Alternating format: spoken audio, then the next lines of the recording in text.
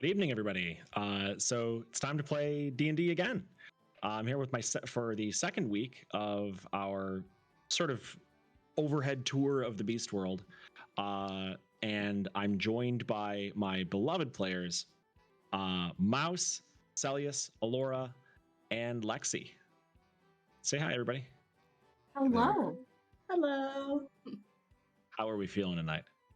Feeling good. Pretty good. I'm Great, eager great. to hit things very hard. Yeah. So tonight we're going to play a level 14 one shot. Do y'all have a lot of experience playing at like mid-high level? No. Here and there. I was saying this is a newer experience for me. So Cool. Well, it'll be fun.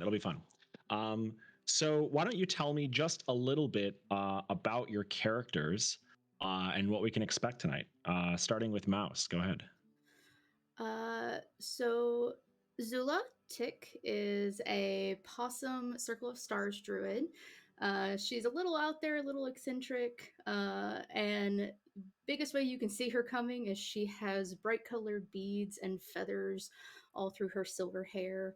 But other than that, she's just a good old simple country girl. So Great. That sounds like fun. All right. Alora, how about you? So I will be playing Juliet, who is going to be a college glamour bard, squirrel. She is a lot. And she is very opinionated and very loud and isn't afraid to say anything about anything. So get ready for a lot of that. But it's going to be fun. I'm excited. Cool. All right, Salius, how about you? We're playing Lorenzo Di Vincenzo, a Venusian raccoon. He's a diviner wizard. He is always tired. He seems to be half there most of the time. He is an ex-investigator turned delver because it seemed a safer profession for him. All right, Lexi, how about you? I'm going to be playing Kazura, a tradewind fox from the northernmost edge of Auria. She's like middle-aged. She's a veteran of the Invader War, and she carries a great axe that she got out of a dragon's hoard. Great. All right. So possum, squirrel, raccoon, and fox.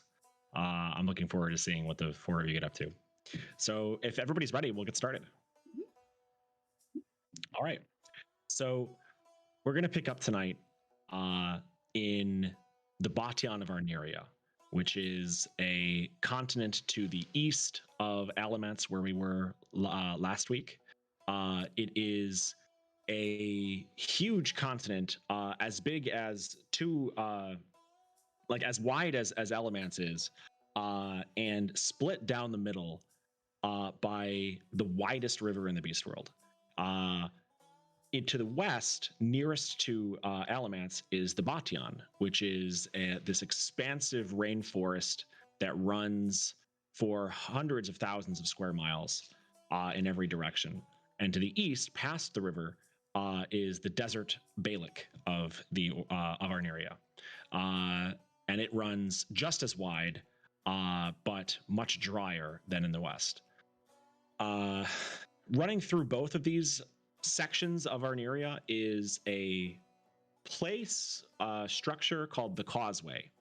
The Causeway is a wide road that runs all through Arneria and both sides of it, constructed hundreds of years ago, and is sort of the center of trade and culture, or at least like cosmopolitan, big city culture in Arneria.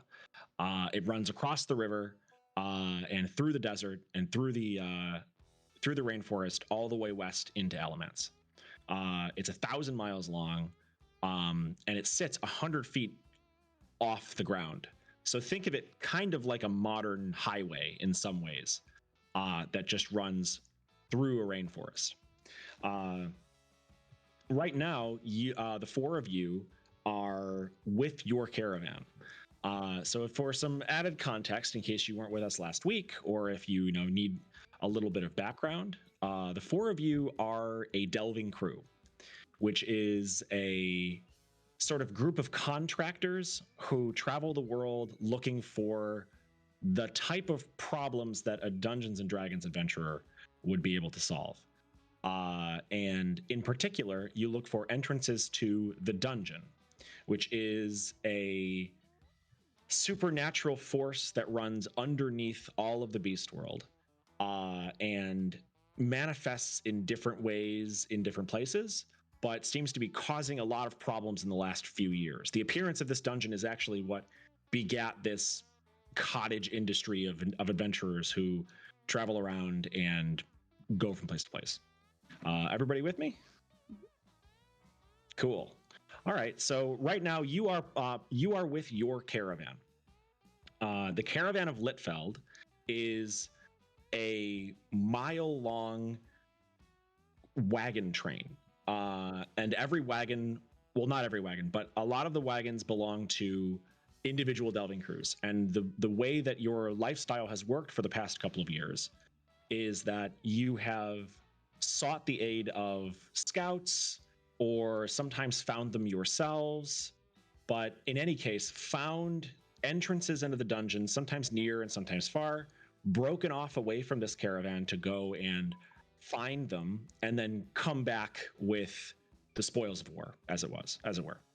So yeah, so that's what we're looking at.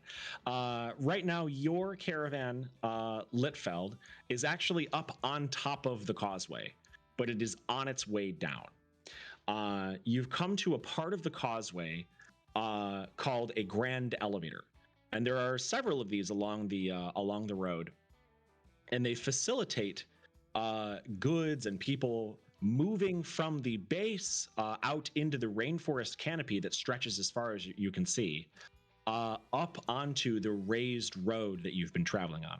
Right now, Litfeld is heading off of the causeway and then north out into the rainforest because they're going to make a stop. It's been about 2 weeks since Litfeld has stopped at a city, and you're coming to a medium-sized town called Tanje in the Batian. This is a town that some of you might have actually been to before. It's a popular stop for Litfeld over the past couple of years. It's just big enough to support the number of people that Litfeld would add to it. And it is this sort of upbeat and relaxed place that people like to decompress in. That you gather up supplies, and sometimes you even find leads to new scouts who can help you find the dungeon. But generally, it's some downtime that you've been looking forward to because you've been traveling, 30 miles a day for the last 2 weeks without stopping. So that's where you're at. Tell me a little bit about the kind of jobs that your crew looks for. What do you usually get up to? Tell me a little about your background.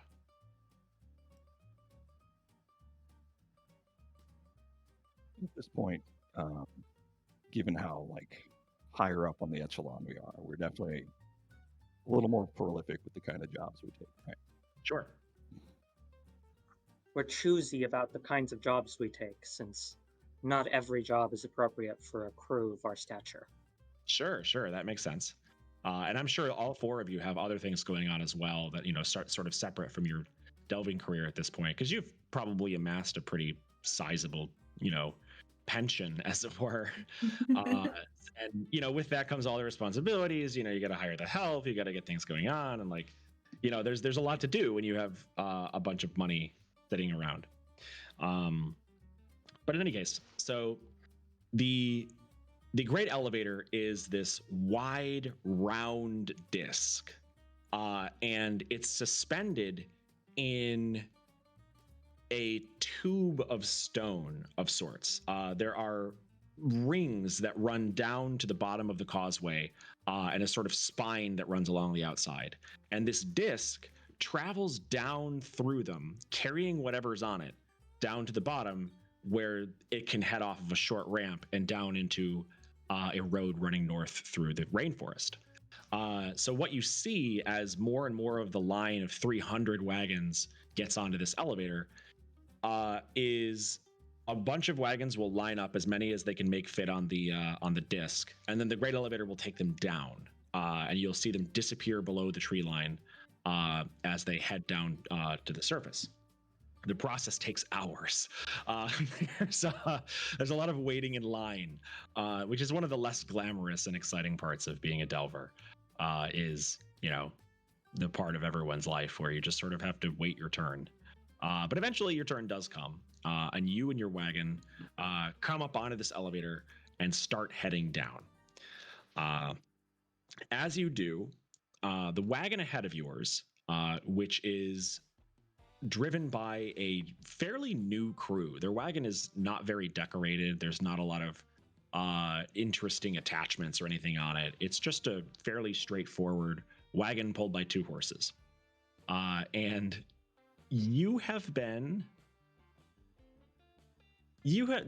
been conversations started by the people who drive that wagon roughly 3 dozen times in the last 2 days or so. So these new adventurers seem to really want a lot of advice from you. And in particular, there's a young wolf named Jalea who seems to find any excuse to come around, and waiting for the elevator to take you down seems like a good opportunity. So this young wolf, female named Jalea, walks up to your wagon where you are hanging out. Tell me where you are right now on and around your delving wagon.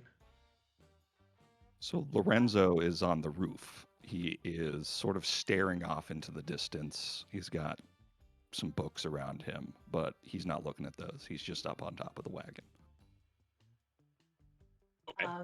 Julia is definitely just sort of lounging. Her feet are kicked up over the side, and she's kind of just staring up. She may or may not be inspecting her nails just to make sure everything is perfect and in place. Nothing's wrong. Great. Zula's probably sitting like in the driver's seat, and she's also looking up, but she's got like a frown on her face because she doesn't see any stars right now, and she's not happy. Right. She's just like, I want stars. Kazura is going to be minding the draft beasts, possibly like brushing them. Okay. So while we're going down on the elevator. All right. So the 4 of you are hanging out on the roof and in front of the wagon when Jalea walks up. Her eyes are bright as ever. If you wanted to see stars, they are always in her eyes when she looks at you. And she's trying to act cool. Like she's trying to act like she's been here before, but you know for a fact that she's never been here before. And every place you go, in fact, is someplace she's never been before. Jalea kind of saunters up like she's kind of, acting very bored by this, like it's no big deal.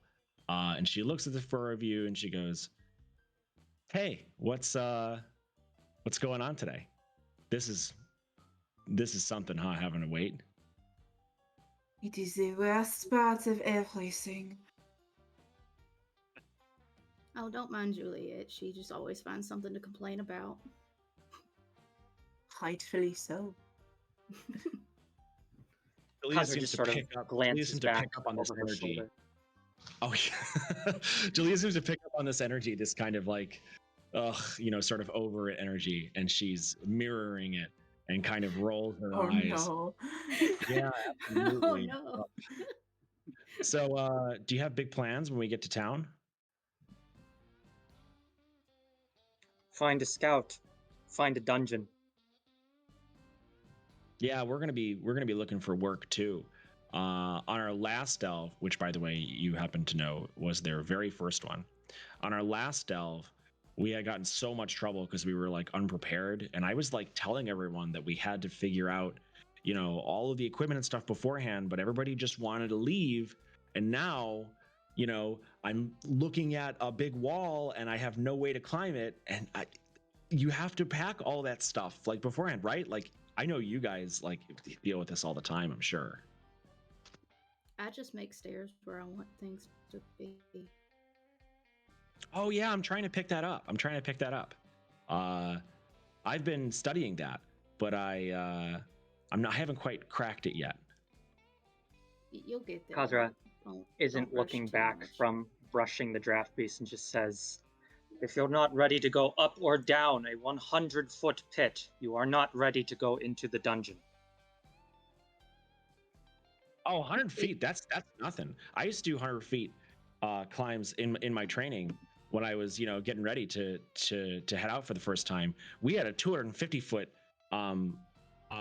rock wall that I would climb up it just to get out of the training canyon. That and I would climb it every morning before I had even a drink of water. Really? Can I insight check her? Oh yeah. That is a 19. 19. She is stretching the truth.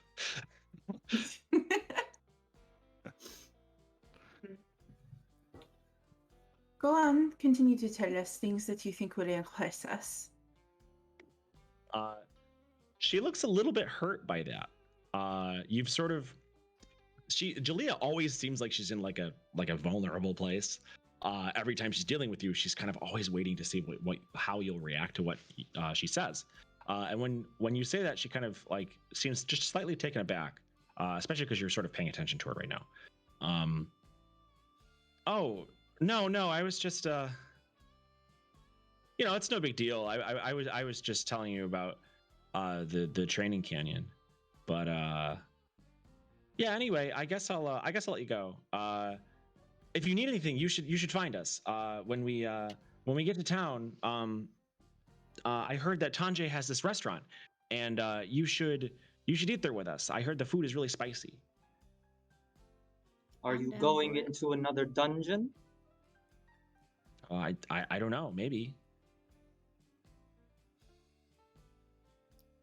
You should Well, make if you sure do, you are make more sure- prepared this time. Yep. Make sure you get all the supplies you need. Oh yeah, we will. Anyway, I'll talk to you later. She makes her exit, and not long after, the disc reaches the bottom of the causeway, and there is a wide ramp that is it looks fairly new. Most of the causeway is built from stone that is centuries old, and it looks weathered over time. But this particular ramp looks fairly new, and actually make me history checks. Even if we don't have it trained? Sure, yeah. 20, not natural. Nice. 18. Spicy 7. Okay, 7's not going to do it, but 18 and up definitely will.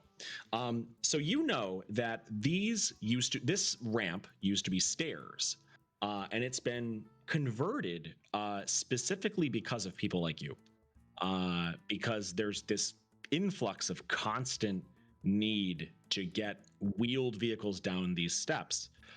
This was originally a road only for people on foot. It was used in particular by mail carriers and delivery men traveling through the Batyan. But it's sort of been adapted, which is why it took so long for you to get down here. This is one of the cases where the load of having this huge traveling town all over the world kind of puts a strain on infrastructure. But anyway, so you head down the ramp and onto the road that heads north. When you head through onto this kind of dirt road, you are surrounded by trees, and there is a noise that you weren't as aware of when you were on top of the causeway, which is the dense sound of wildlife in the rainforest. The sun in the sky is totally unobscured by clouds, but even still, you're sort of in a shadowy sort of place because the canopy is so dense. It sort of sneaks through between the leaves here and there, but the trees in this particular part of the Batyan are wide and also dense. So it's actually fairly dark down here, despite the fact that it's maybe 2 in the afternoon.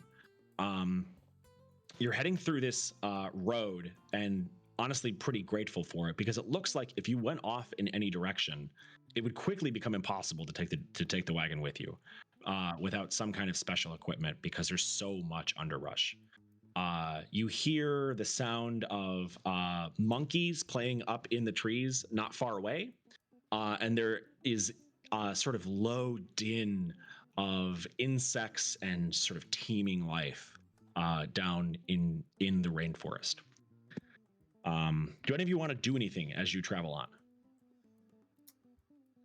I was gonna say Zula, once they are in the trees, seems to relax a lot more. She kind of is like, okay, this is my thing, this is my vibe, and she's kind of like casting side eyes at Juliet, like, I dare you to complain about the bugs. like she's just waiting. She's just like, Lorenzo. Oh, sorry. Go ahead. I'm sorry, did you say my name? Does she complain about the bugs?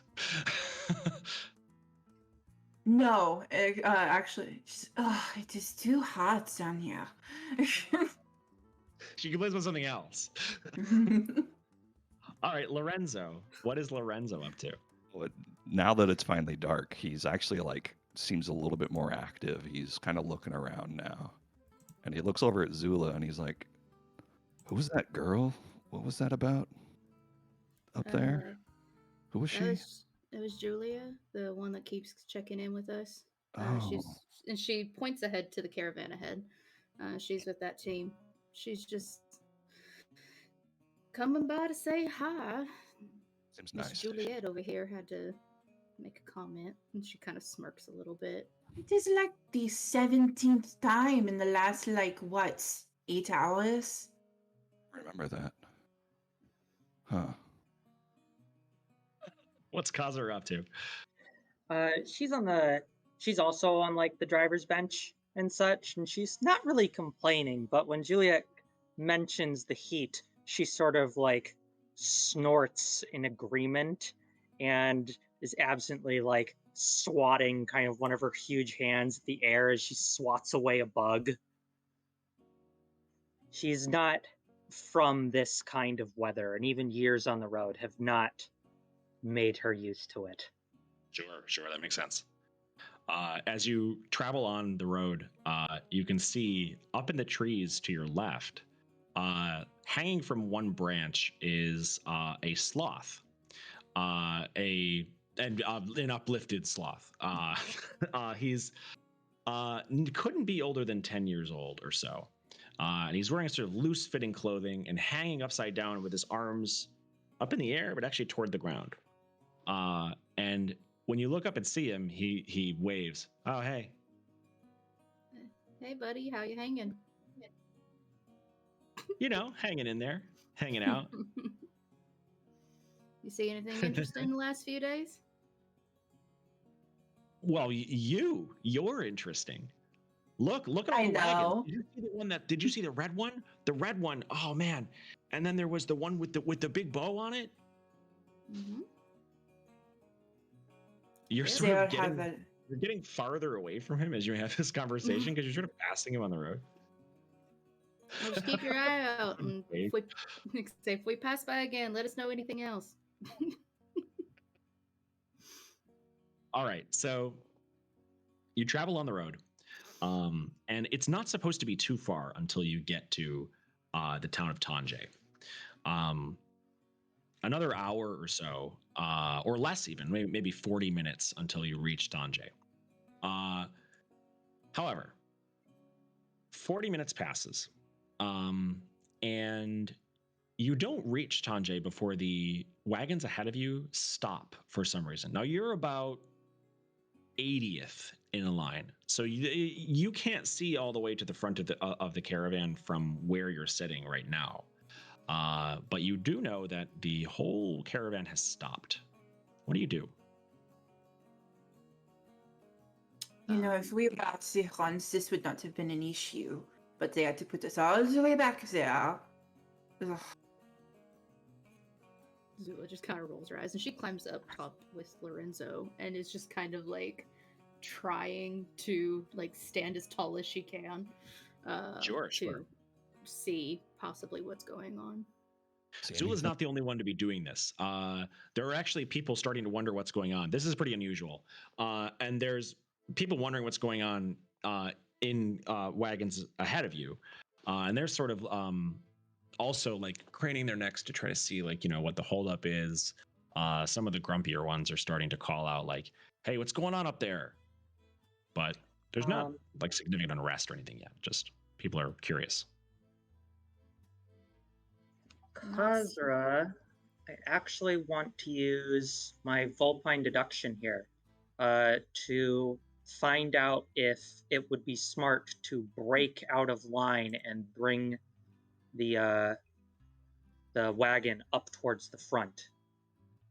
Okay. So, for reference, what Khazra is doing here is all Vulpines have a weird instinct for do I do A or B?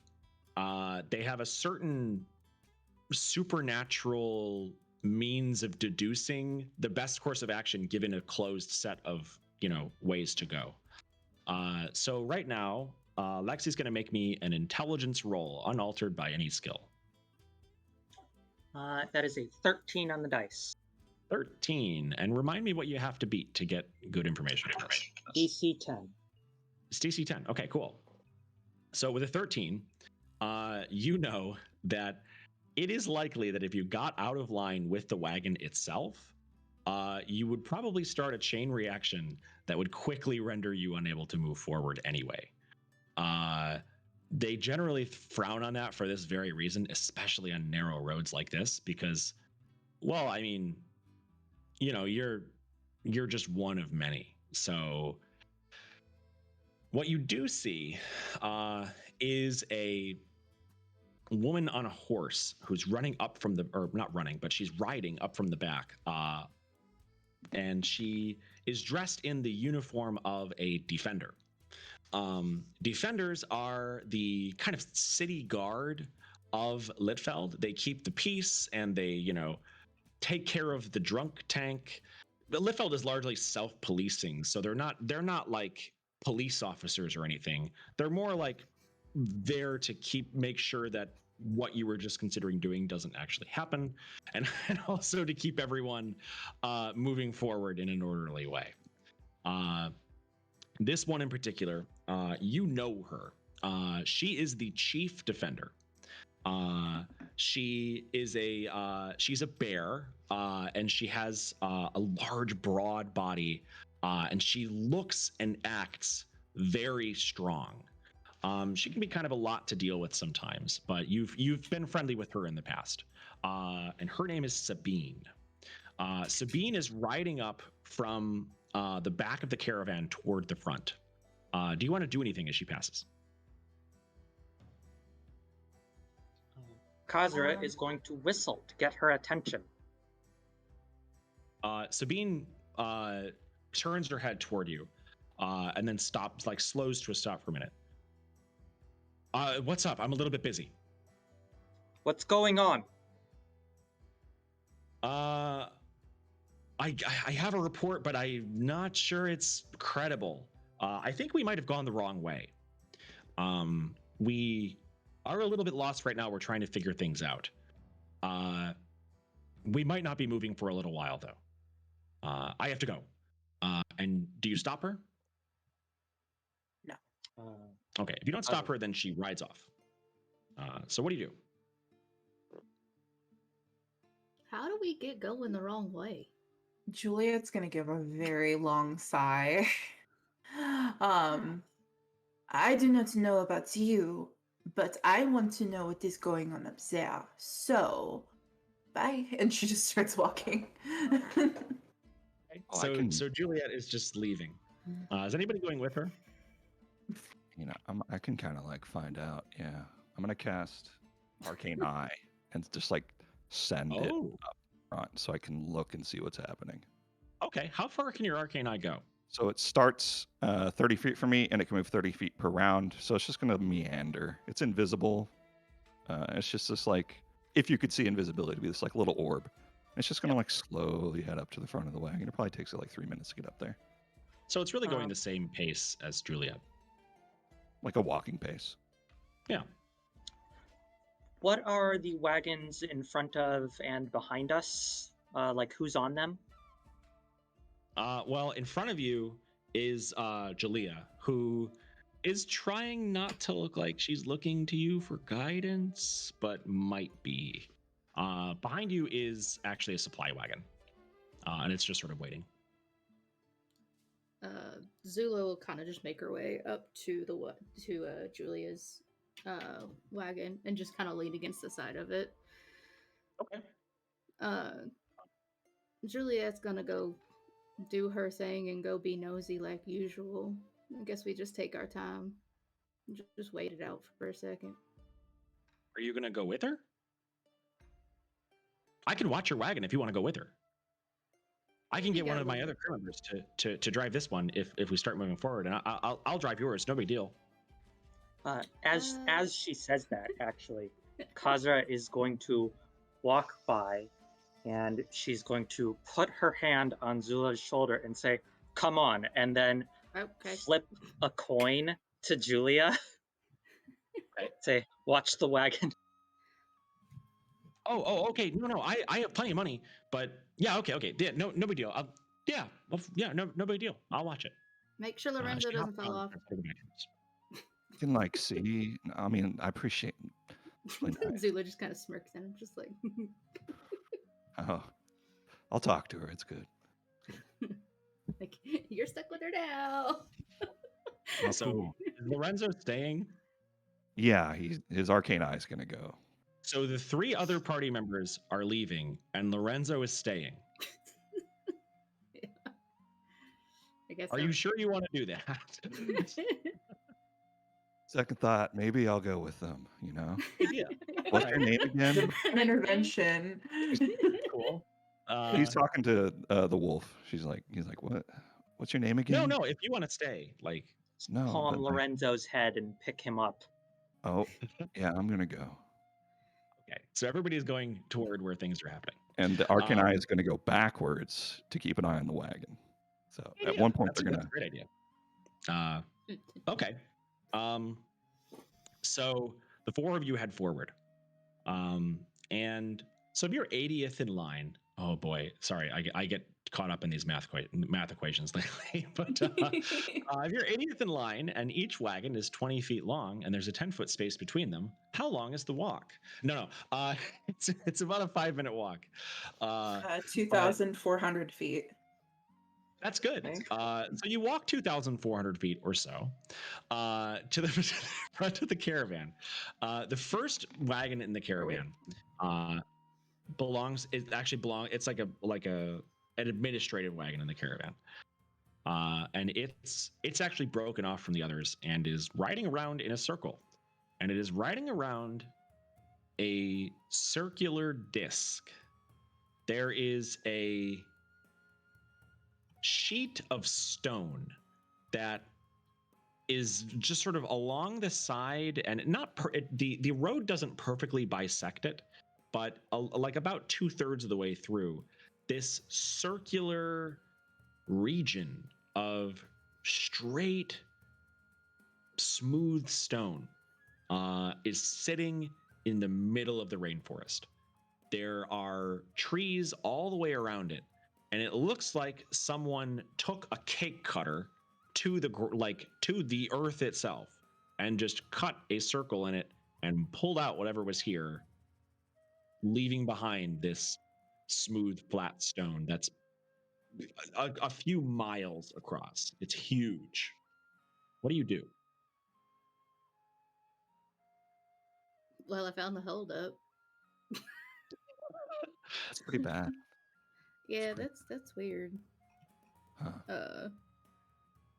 I don't think, being the druid, I don't think she has anything that would immediately help out right now. Okay. There are several defenders that are riding around sort of basically wondering what the hell to do.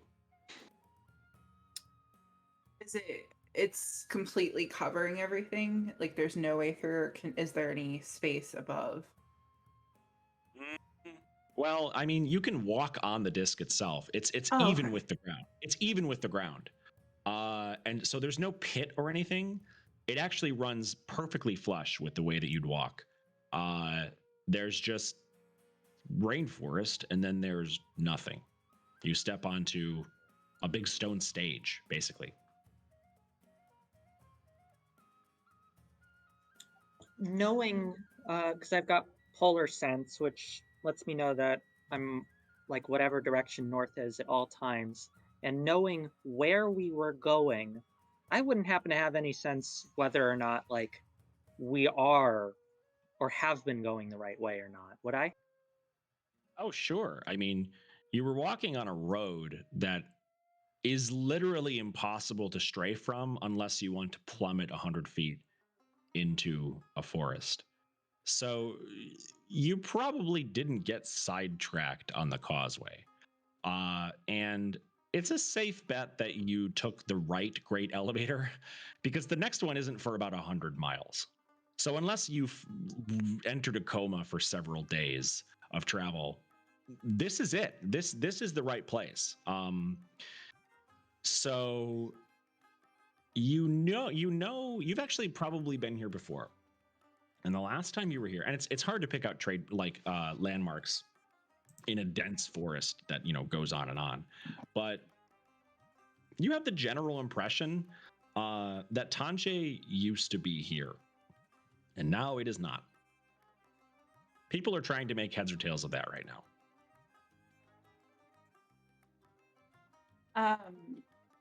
Is Sabine anywhere? Yeah, Sabine rode out ahead of you a few minutes ago, and she's actually probably somewhere on the disc. Okay. Looking for some sign of what happened. Juliet's gonna walk out towards her. Sure. The stone seems perfectly solid. It's not hollow or anything, and it supports your weight no problem. It doesn't shift or anything like that.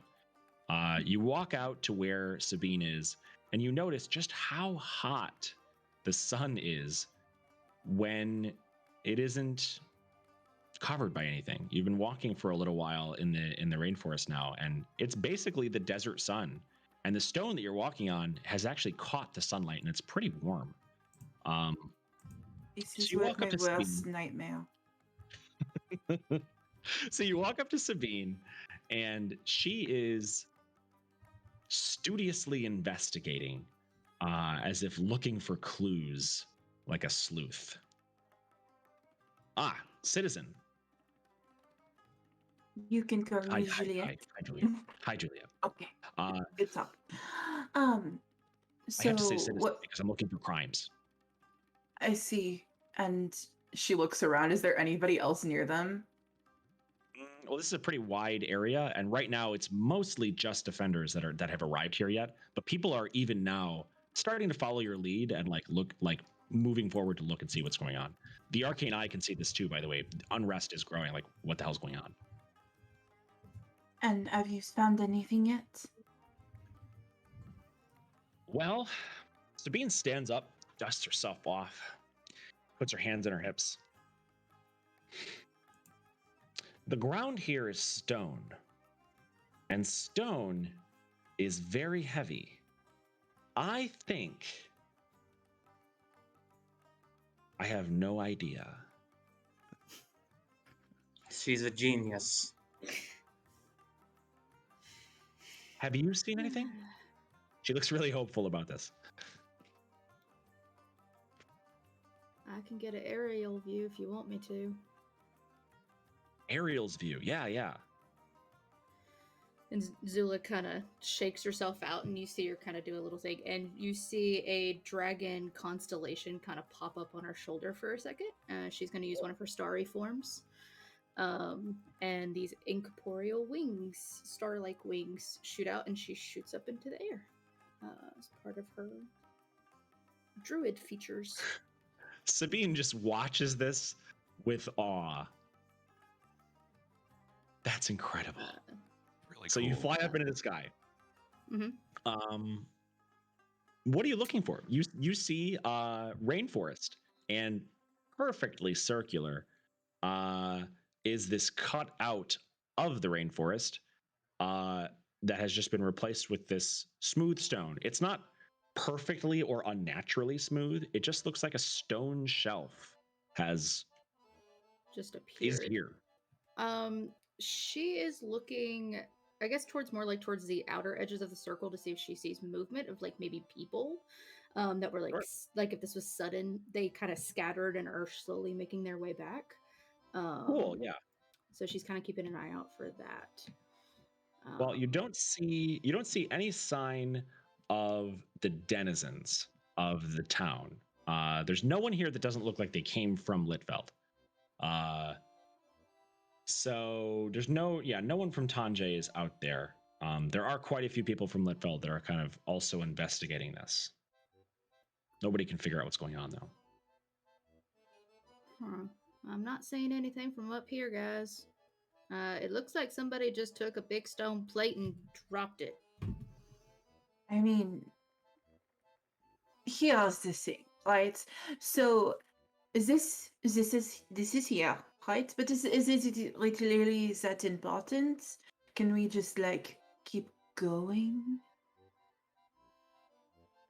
This is where our destination was, so unless you want to just wander out into the woods, I'm not sure where you're proposing we go. I was gonna say She there's just a whole rolls her town. eyes. There's a whole town that seems to be missing. I think that's a bit strange, don't you think, Juliet?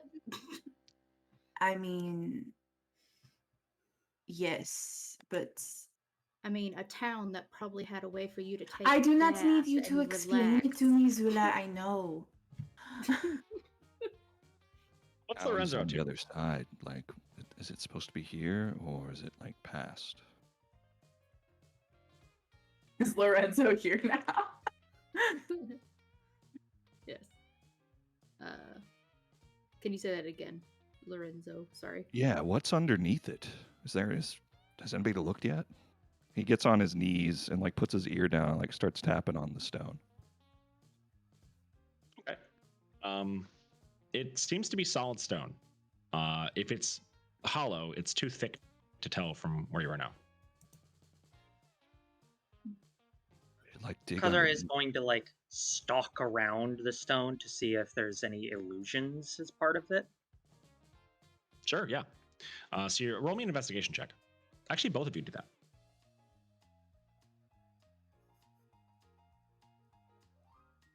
That is a 13. Did you want me to roll one as well? Yeah, I do. Yeah, if you're looking around. 26. Wow. Okay. He is good at investigating. So, oh yeah. So there is no. Okay. So with the 26 investigation, there's no illusion going on here. This is all really here. The town isn't invisible. It is not here. However, with a 26 investigation, I'm going to say that you can tell that this stone was not formed naturally. Something put this here and not all at once. This looks to have been constructed or even sprayed on somehow. Lorenzo will share that information with the party. Weird, right? Sprayed on. Zula's I mean- slowly just hovering down. Like, she's still just, like, off the ground by, like, 3 feet. She's just kind of, like, hanging out there. If it was split on, as you say, Yeah. theoretically we can change it again. Maybe I can try to break it if you think it's, like, a cover over something. it is as good as plan as any. Okay. And that well, is saying something coming from me. Okay, well, I would suggest y'all stand back a little bit because I don't want to get y'all in the.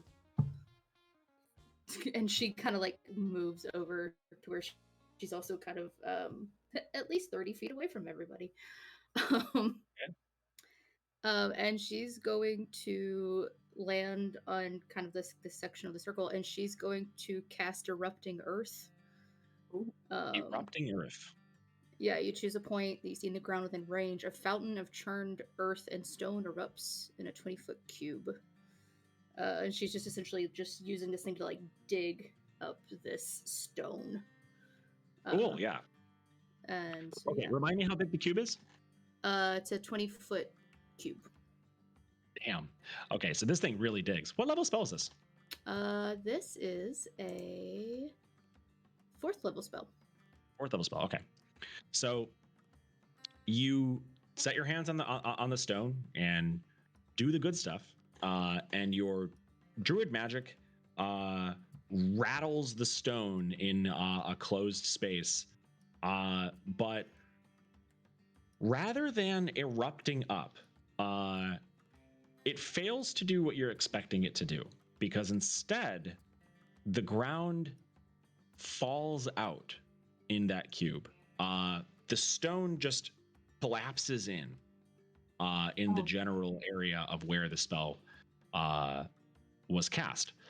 And chunks of stone fall away from it, and what you're left behind with is a really fairly wide black hole in the stone. No one else has noticed this yet. Y'all might want to come take a look at this. There's nothing underneath. Yeah, Lorenzo will step up. Yeah, Juliet's gonna head over. Not being able to see anything through it, I imagine. Initially, she'll cast Dancing Lights. Dancing lights doesn't hit anything. Well, the light from your dancing lights doesn't hit anything you can see. It's just blackness. That looks deep. No walls or anything? Nope. Lorenzo will have his arcane eye moving slowly back. It'll take him a couple minutes to get there, but Okay. we're going to send that thing down there. Okay. See what we can find. So, if there's 2,400 feet and the eye moves at 30 feet around, how long does? Now remember, they're around is 6 seconds. How long does it take? No. 8 So, minutes. do you want to wait? Do you want to wait for it to arrive? It'll be here. Just going to take. I've still got a little bit of flying in me. I could dip down and dip back up. Seems kind of dangerous, actually. But That is true. But I mean, it's also a good idea. I will warn you that based on the people that you see around you, it will not be 8 minutes before someone notices this hole and potentially steals your thunder. I mean, finders keepers. You go. It's going to be a little bit. Yeah, you should go. Before she flies down, Khazra is gonna like sort of crouch down beside the edge and sort of like sniff at it and try and feel for a breeze and see if there's anything weird about like the quality of the air coming from below. I'm gonna say there's a breeze coming from inside. It's a slight kind of musty air that is significantly cooler than the air up here. Smells like cave. Go ahead, Juliet. Because Juliet loves to be the center of attention and doesn't want their thunder stolen, she's going to go ahead and cast Major Image so it doesn't look like anything happened in that area. Juliet just hides the pertinent information with an illusion. Not 1 minute after she does that, up rides Sabine. She looks confident in her ignorance. She looks around, looks at you. We have not ascertained anything about this particular situation as of yet, citizens. Hi, Juliet. But we're on it. So, have you learned anything yet that I might add to my notes, along with the things that we've learned? Nope, Which is not nothing. at all. You might want to check the edges. We think that if you dig down, that there might be a divot. Edges. Divot. That's good.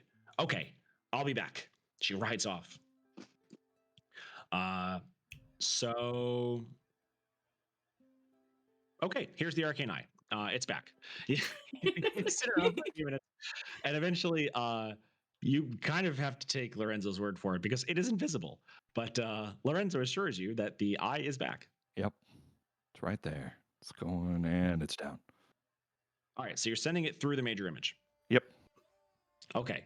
Can the eye see in the dark? It can. 30 feet. Okay. It sees nothing.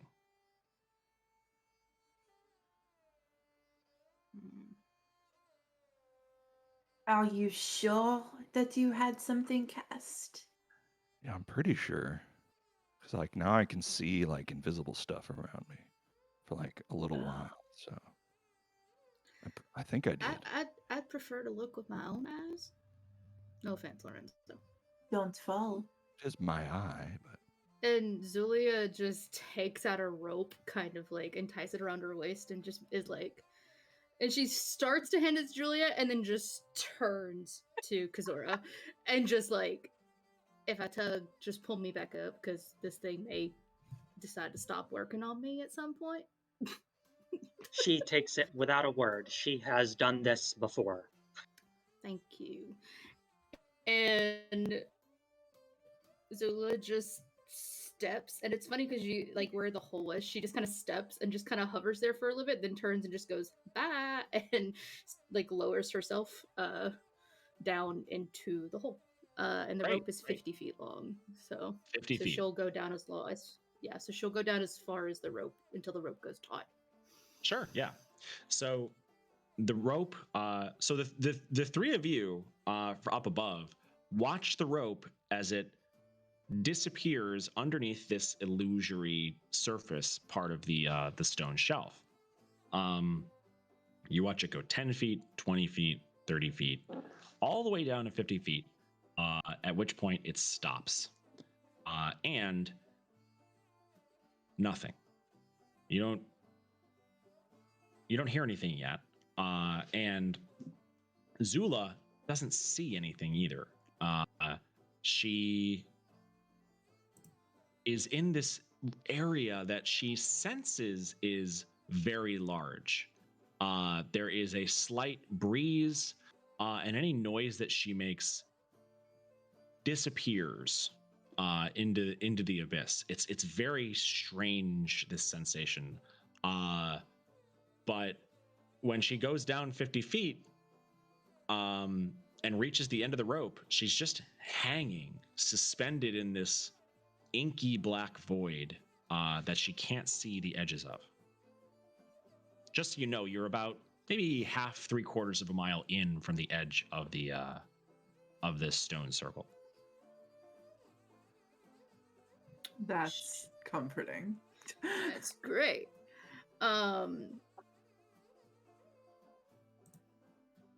She's kind of sighs, kind of dejectedly, and then just makes her way back up.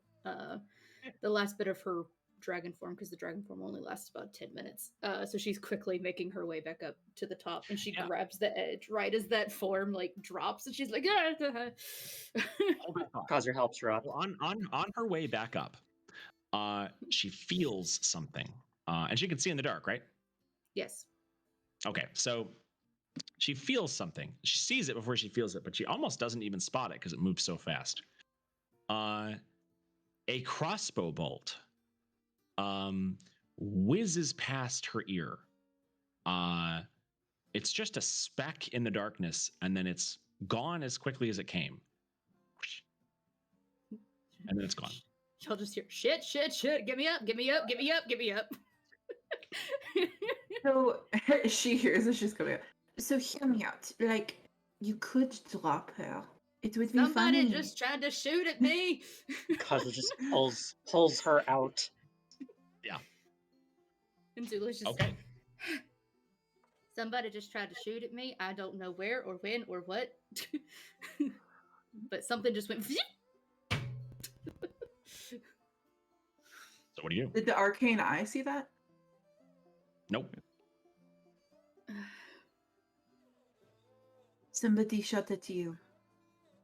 Yes. How could they even see you? It is pitch black down there. I don't know, but somebody did. I heard it. I mean, there's obviously something down there. I couldn't see everything. If I made any noise, it just kind of disappeared. So, People are beginning Kazura. to gather at a certain point at the edge of the stone circle. There is some commotion a little ways away. Do you think they Kaiser actually Kaiser. found something? Gets a look about her, looks to the other three, and asks if any of them have prepared Featherfall. Mm-hmm. no. Of course I did. I don't want to fall on my ass. I have to land gracefully. Duh. Makes sense. Yeah, yeah. Wait, do you want to go down? Like, just go down there? You don't? I mean, I Maybe. don't want to be shot. So, I mean, in their defense, I was in their territory, and sometimes things get a little defensive and want to protect their area. So, did you see the bottom? no. I didn't. I couldn't see anything. Who could it be though? If Can somebody shot anyone get? Can anyone get us back up? Worry about that part later.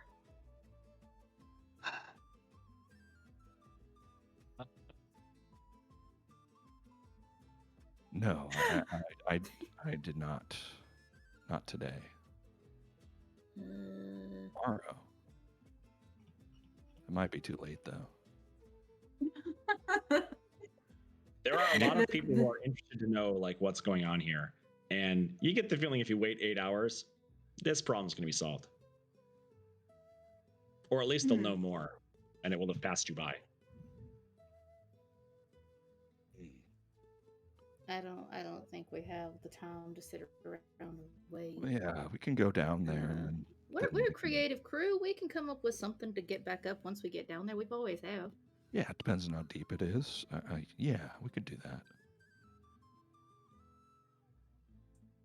So, are we going without telling anyone, or so we want to solve the issue and then come back? I can tell him later. Glorious. Yeah, I Okay. can tell Sabine later. It's not a big deal. Yeah. Yeah, if we get into trouble, she'll know. Just dispel this image on our way down so nobody falls in. Yeah. That Isn't might it be a like good the whole idea. point? Just a Well- whole horse just falls in. You just But, I watch mean- it fly past you. I mean, if they think that it's solid and then it's not solid, then they just whoop. Yeah, there's no reason they wouldn't. That's really smart thinking. All right. Which is amazing so- for her. All right. So what are you doing? What does this plan look like? I'm intrigued. Well, I think that we should. I mean, we don't know how long it is going to take to get to the bottom. So I say we jump initially and then I'll cast. And then maybe we can dodge a few bolts at the while we head down. You said you were shot with a crossbow? No, How long's the bolts, range on the average crossbow?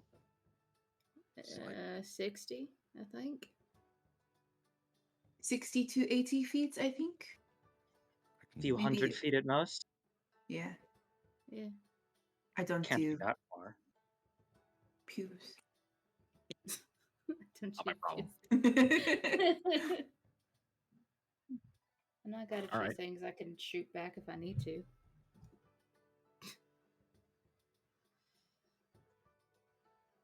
Well, we aren't going to find a scout anywhere up here. Not with the town gone. Yeah, that's true. Maybe the town's what shot at me? Maybe the town's under the hole. That Or could be in the it. hole. Then let's go. Yeah. After you. All right. Kazura is going to trust them to cast Featherfall on her, and she is going to jump. What if I Good job. lied? What if I didn't have it prepared? What would you do? We'd all be dead. Well, Well, that's the end of the one shot. Lorenzo jumped Yeah, with Kazuma would be Kazura. fine. She'd just be No. really pissed. That would not be good. Julia doesn't wait for Zula to jump. She just jumps before her. She's like, and jumps down. I'm just gonna cast Featherfall on the other two and her, and then Zula will up at Zula. immediately. Yeah, Zula will I think jump it in takes soon after. 3. Don't quote me on that. How does Featherfall Up last? to that's a great question. It lasts a minute. 1 minute. How So- long do you fall per minute? 60 feet per round until the spell ends. So that is 600 feet. Interesting. Okay. I'm mad that So- the 10 got me and the others didn't. So the 4 of you jump in together, right? Yes. Mhm. All right. Featherfall goes off, and you do feel yourself. You can't see anything, but you get the sensation that you're falling slower. And you start counting seconds. You get to 30, and you haven't touched the ground yet. What do you do? Juliet's going to dispel major image and cast dancing lights again and just kind of move them as they're falling. Well, you can definitely see the lights, but you can't see anything because of them. You get to 45 seconds. Soon you will be falling at dangerous speeds again. What do you do? Okay. I don't see anything yet. She's gonna prepare to cast Featherfall Yeah, again. you should probably get ready to do that again. Okay. 55 seconds go by. 57 seconds go by. No. And then you're plummeting again. But just for a second, you catch yourself, you cast it again. And you start counting the seconds again. 15 seconds go by. 20 seconds go by. You're just slowly drifting. You're starting to lose the sense. First of all, you cannot see the hole anymore. It's not casting light this far. It has disappeared. It's just a pinprick of light that's now gone. And you're just in the dark. 20 seconds go by. What do you do? I hate this. If we just fall forever, who is going to see my beautiful face again? Well, maybe you'll haunt the hole for the rest of your rest of eternity.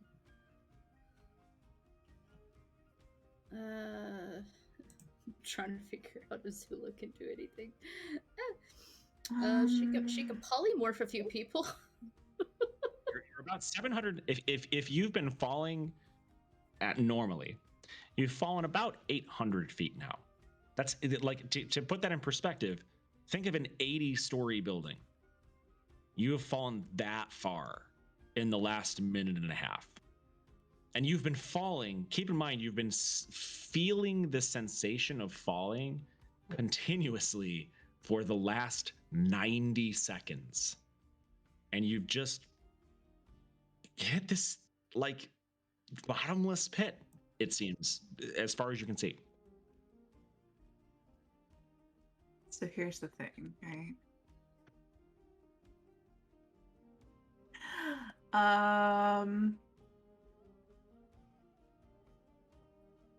Okay. So Julia is going to um once Feather, if she has enough time, she's going to start rifling through her bag, Yes.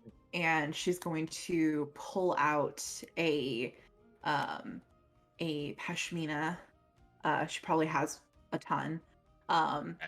and she's going to try to basically form it so it's catching air, and to direct herself a different way. Um, Interesting. I'll allow that. Okay. to see if there's like any sort of air current that's pushing them up continuously, or if they are just actually falling continuously. Oh, I see. Okay. So no, there's no strong wind that seems to be pushing you.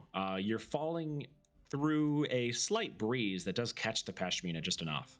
But it's not enough to, create a sail that has you, uh, Mhm. sailclothing around. Um, a few more seconds pass, and then you can see the ground. The Tenebrines can see the ground. So the raccoon and the possum can both see the ground from here. You are Land. approaching it about 120 feet away from it. Oh, there it is. Oh, that's perfect. Oh, we're gonna land. Prepare for Nice. landing, I guess. Khazra's axe is coming off of her back, and she's getting ready to pummel down to the ground. All right. So you reach the bottom, sort of. You reach a surface here, and it's just as stark as the fall had been. You land on another stone surface, not unlike the one you just sort of blasted through. And as far as you can see in every direction, you are just standing on exactly the same thing, except now it's totally dark because you're sort of, covered by that earlier stone sheet. What do you do? Should check the perimeter. See like what else exists around here, right? Check the perimeter. Yeah. Okay. Yeah. Khazra's just got dancing lights to go by, but she is on guard. Should Okay. stick together though. I can try to get us a little bit more light, but I don't know if it's going to work all that Oh, well. it's fine. I don't need any light. I'm talking more for the other two. Who? Oh, yeah. You could do that. I'm offended. Oh, And All right. So, do you want to walk in any particular direction relative to where you were when you were on the surface? yeah. We'll go.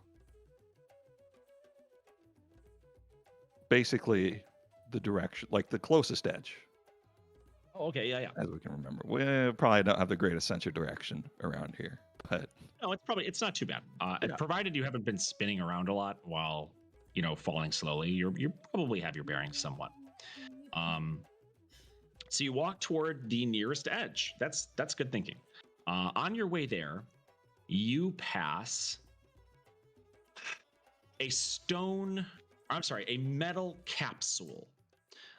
This is it's like a tube with round ends, and it's 6 feet wide, and 10 feet long.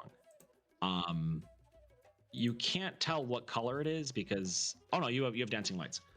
So it is gray, and it's just sitting on the ground on this stone shelf, and you're walking up to it.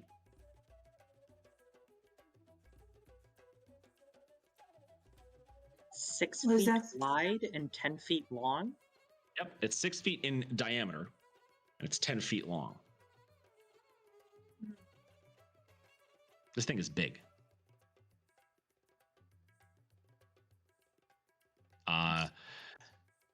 Who What do you wants to go touch it? I'll do that. Yeah. Yeah, I'll do that. Julia actively takes 5 steps back. Oh, it'll be fine.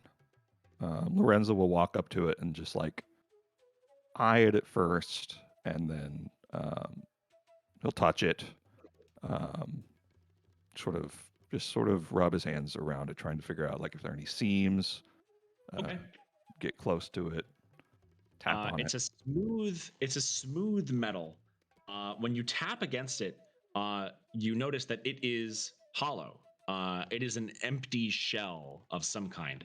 And on the far side of it, there is actually a place where the metal breaks off away, and there's a kind of attachment, a place for an attachment, about like maybe a foot wide. Along the bottom, it has rolled over onto this attachment and stopped.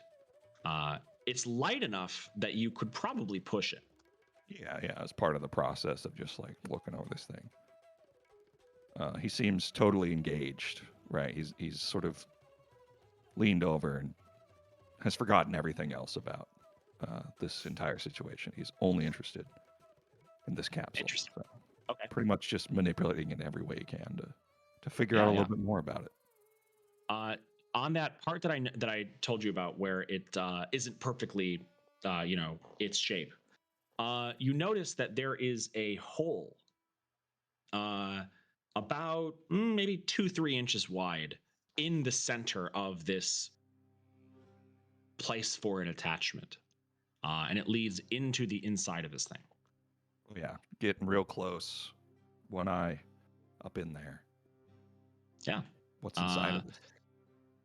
Inside of it is a jagged stone surface, and it's thin, but it's all the way around the outside.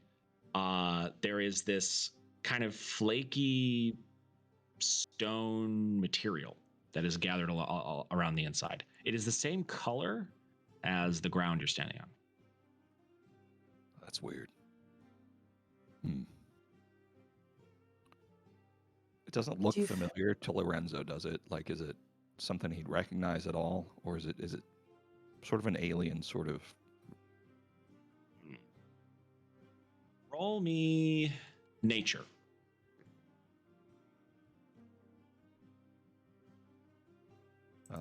That is 8.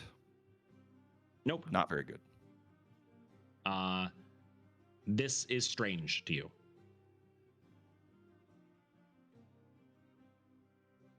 Unable to figure out what it is, but knowing it's pretty important, he's going to try to pick it up and do a bad job of roll that. a strength check.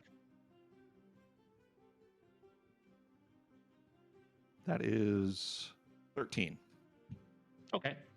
You're able to get it up off the ground, but it isn't long until it becomes too heavy for you to hold. This isn't something you're going to be able to take with you by yourself. Yeah, Lorenzo physically is struggling to hold this thing. He's like 5'4". He's pretty skinny, like hasn't eaten enough, so he's sort of wobbling back and forth, and keeps trying to move on to the edge here, but at a very slow pace. Kazura will lend him a hand. Oh, It's like, what are you doing? Sure. Well, any two of you can get it up off the ground. You're now just sort of holding this thing. You're hauling it. Yeah, this could be important, right? This thing. What is it? I don't know. She asks as she carries it. Lorenzo's like got a hand up, like he's helping, but he's not. Yeah, I don't know. Oh man, I've lived that life. Like, could be important.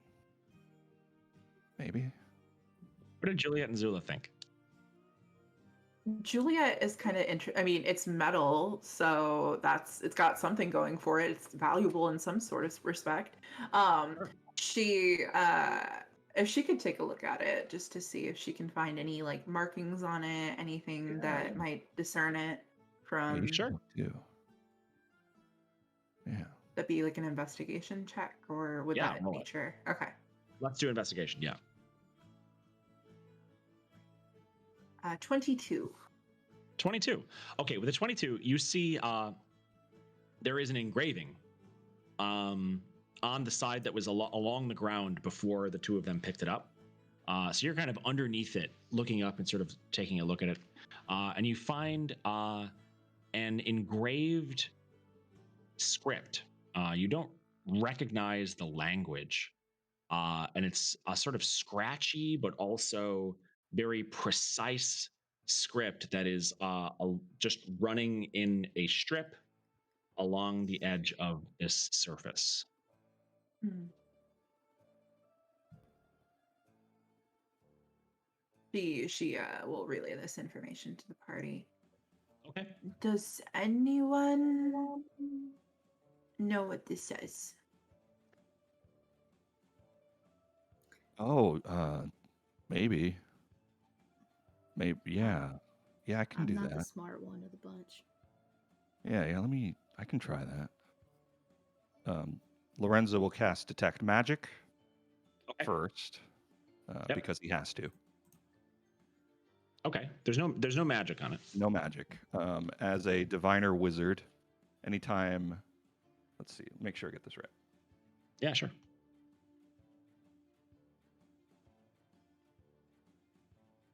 I was wrong. I can't do this. Uh, Whoops. So Lorenzo takes a very close look at it with Detect Magic. His eyes are sort of glowing with the, arcane insight. And then what does he do when he discovers nothing? Yeah, no, this isn't. No, something else. I don't know. I could. Why is this the second time this has happened to me today? How about you two? No? It doesn't look like anything I know. I mean, I know leaves and trees and animals and Okay, stars. so not this. Is the script Oregon? No. Or Oregon? It's Kazra not a cannot read language it. any of you would have seen before. We wait till tomorrow. I could do it. It's not the big That's deal, Such a right? wizard thing to say. Yeah, yeah. We just take it with us, and I'll tell you later. It's fine. That's cool. Thing's massive. Yeah, we got it. Yeah, All as right. long as you carry it, I have no problem with that. Yeah, yeah. No You problem. are approaching a wall. There is at the edge, at or near where the edge of this stone circle above might have been, there is a wall. And it looks like the earth has failed to spawn in if this were a video game. It is just a straight wall, and you can make out every detail of what this looked like when it was just continuous ground. There are layers of stone and soil higher up that have just been perfectly cut along the edge of this wall that runs as high as you can see and as wide as you can see in both directions. I think we might have found the city. Where? Kazra looks around dramatically. You said there's soil on it, right? Yeah, there's definitely soil.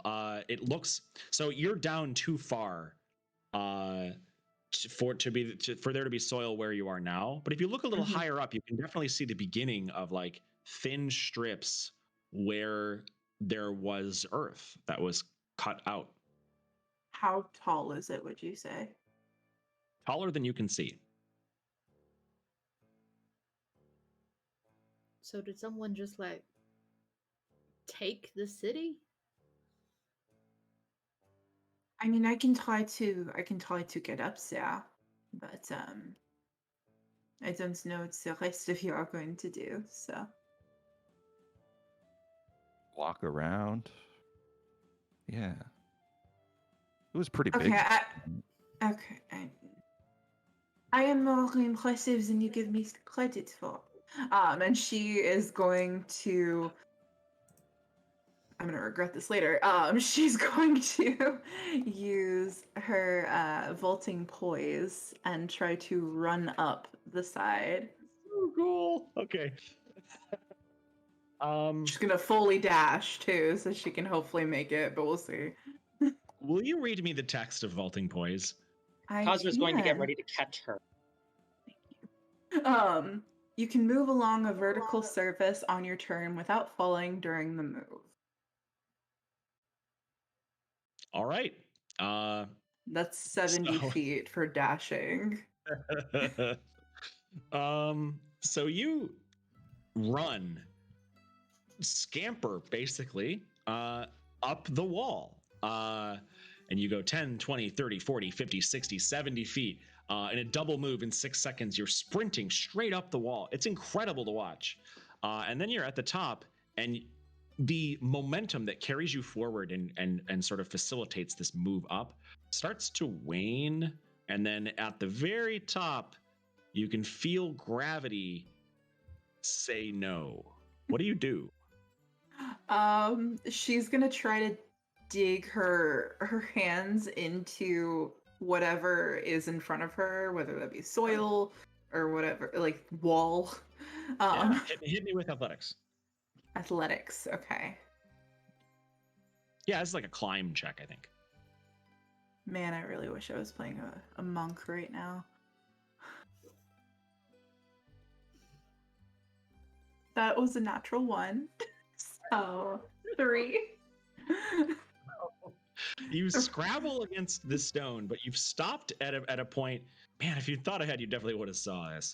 But you stopped at a point where the stone is just a straight sheet. So you're just like giving it a massage, and then you're falling. What do you do? She's just, whoa, catch me. Kazura had already gotten ready to catch her because she saw where this was going. Kazura, roll me a dexterity check, please. Just straight dexterity? You can give me acrobatics if you got it. I sure do have it. Great. It's gonna be a 17. Good roll. Okay. With 17, I'm going to say that you absorb your catty squirrel friend such that you fall onto the ground, but you form just such a great spring that dissipates the force there that there are no broken bones. So you just caught someone who fell 7 stories in a way that neither of you were damaged. It's actually pretty incredible. That's the kind of thing that only a high-level party can do. It is like it's a crazy trust exercise. I meant to do that. Thank you. Sure. Uh-huh. Alora, could you please take inspiration for your just relentless casual French meanness? Yes, thank you. Okay. So we got a What's wall. the plan, kids? We got a wall, and we got a weird thing that we don't know what to do with. Did I see Yeah. the top from where I was at all? No. No. You saw more of what you were climbing. It is very high up there. There is a loud clang as Lorenzo drops that big thing that he was Oh. left to carry by himself because Oh. Kazura went to Oh go. no! So it's a really loud- Lorenzo. It just lets it go and then goes to catch her. It's Sorry, more- Lorenzo. Lorenzo is just really struggling for a second and probably doesn't even see the incredible feat of acrobatics. It's right in Because his he's face. trying not to develop a hernia real quick. And then he drops it. Zulu's like, Ah, man, that was heavy. Are you good, Lorenzo? Sorry about that. I should have come helped. My bad. Oh, it's okay. That's not your fault. Zulu's just watching. I love Zulu's that. just like, Zulu's gonna go over to the wall, and she's gonna kind of do what Lorenzo did to the ground above. She's gonna knock on the wall and listen to Ooh, see okay. if it's hollow, like Yeah. the ceiling was or the floor was earlier. Yeah, okay. Roll me a perception check. Hey, she's good at that. Hey, she's not good at that. 11. 11's okay. So 11 is the DC. So she knocks on the wall, and It is the stone that she's knocking on does feel like it's about a 1/4 inch thick, but only a 1/4 inch thick. There is open air on the other side of this thing. Y'all just see Zula standing with her ear to the wall, just going like kind of like this I think isn't a she's- normal rock. I think she's lost it.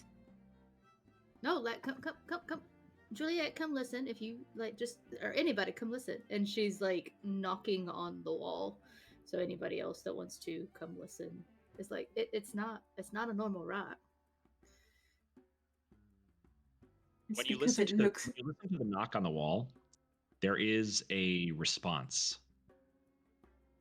There is a knock from the other side.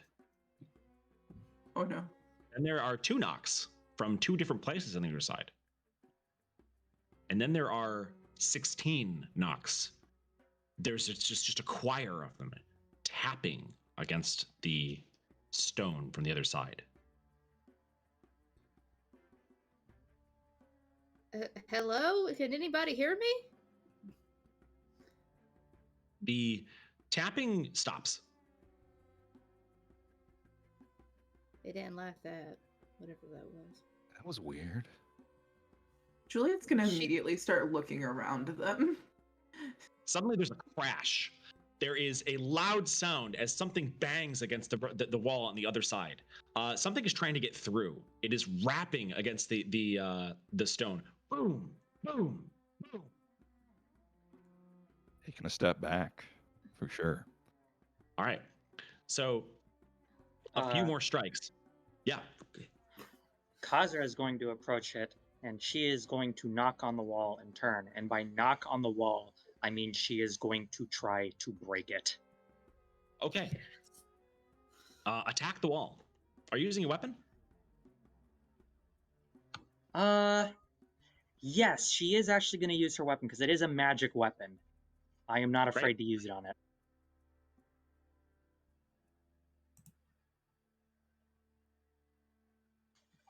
That is going to be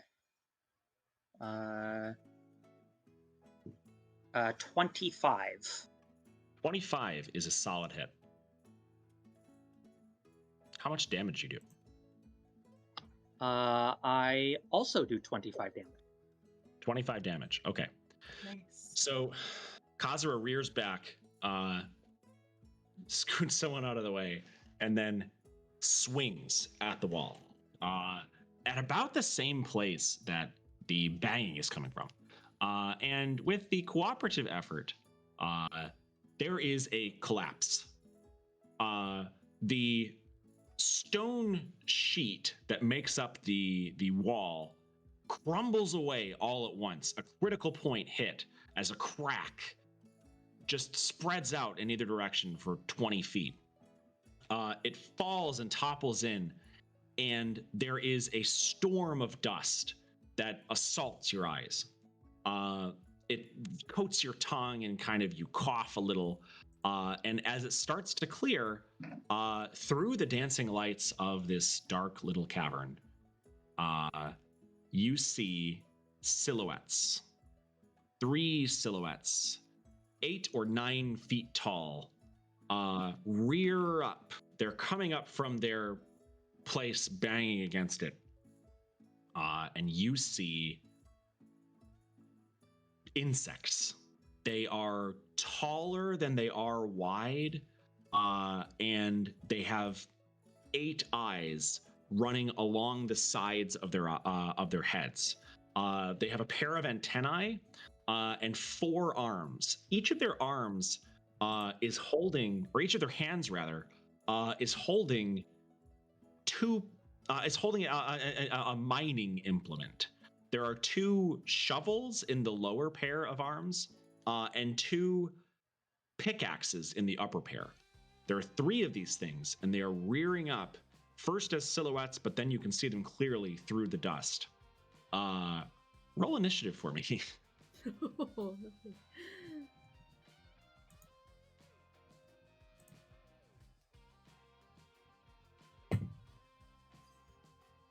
22.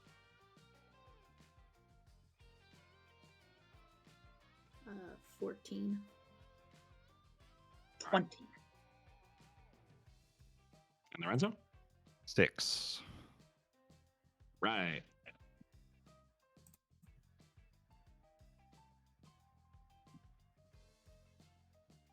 One second.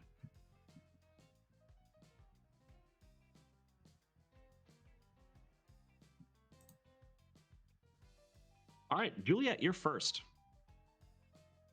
How many of them are there?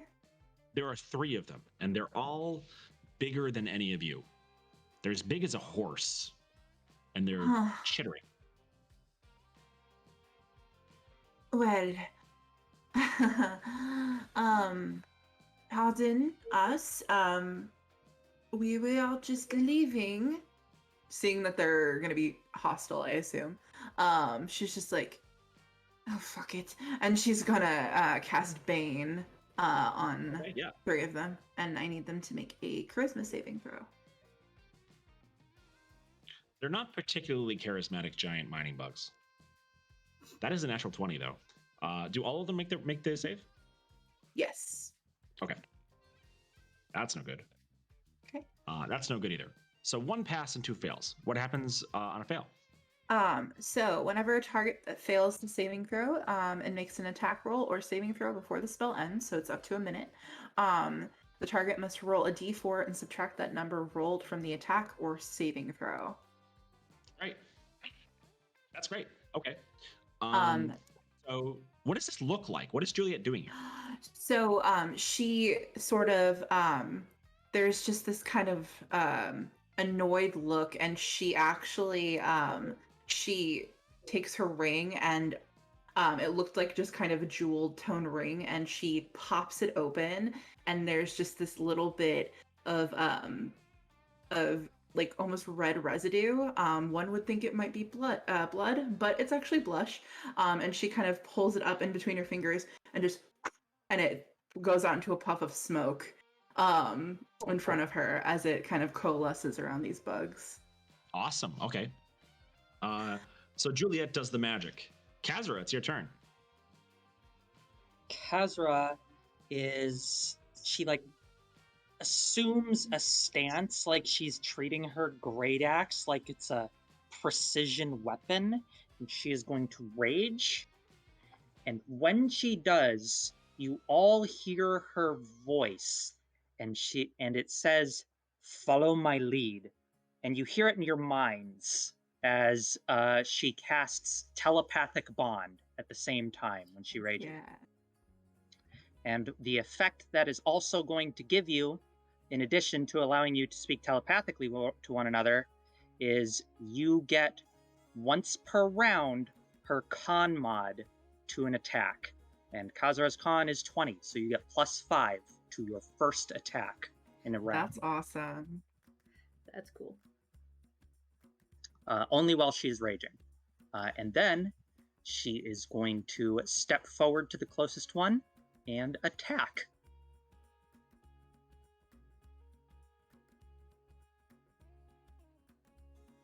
That is a 19 on the dice, and I assume +12 to 19 will probably. Okay, so that's 31. That is a 31. 31's a hit. Kazura does 27 slashing damage and 8 cold damage, as there is a flash of white from the edge of her seemingly beat up axe. Is she attacking? Oh, never mind. The closest one. Okay, so she steps up to the closest one and swings and breaks the outer shell of whatever this crab bug thing is. She is showered in bug stuff and earns a responding wail of agony. It is their turn, and they're going to try and nip that in the bud.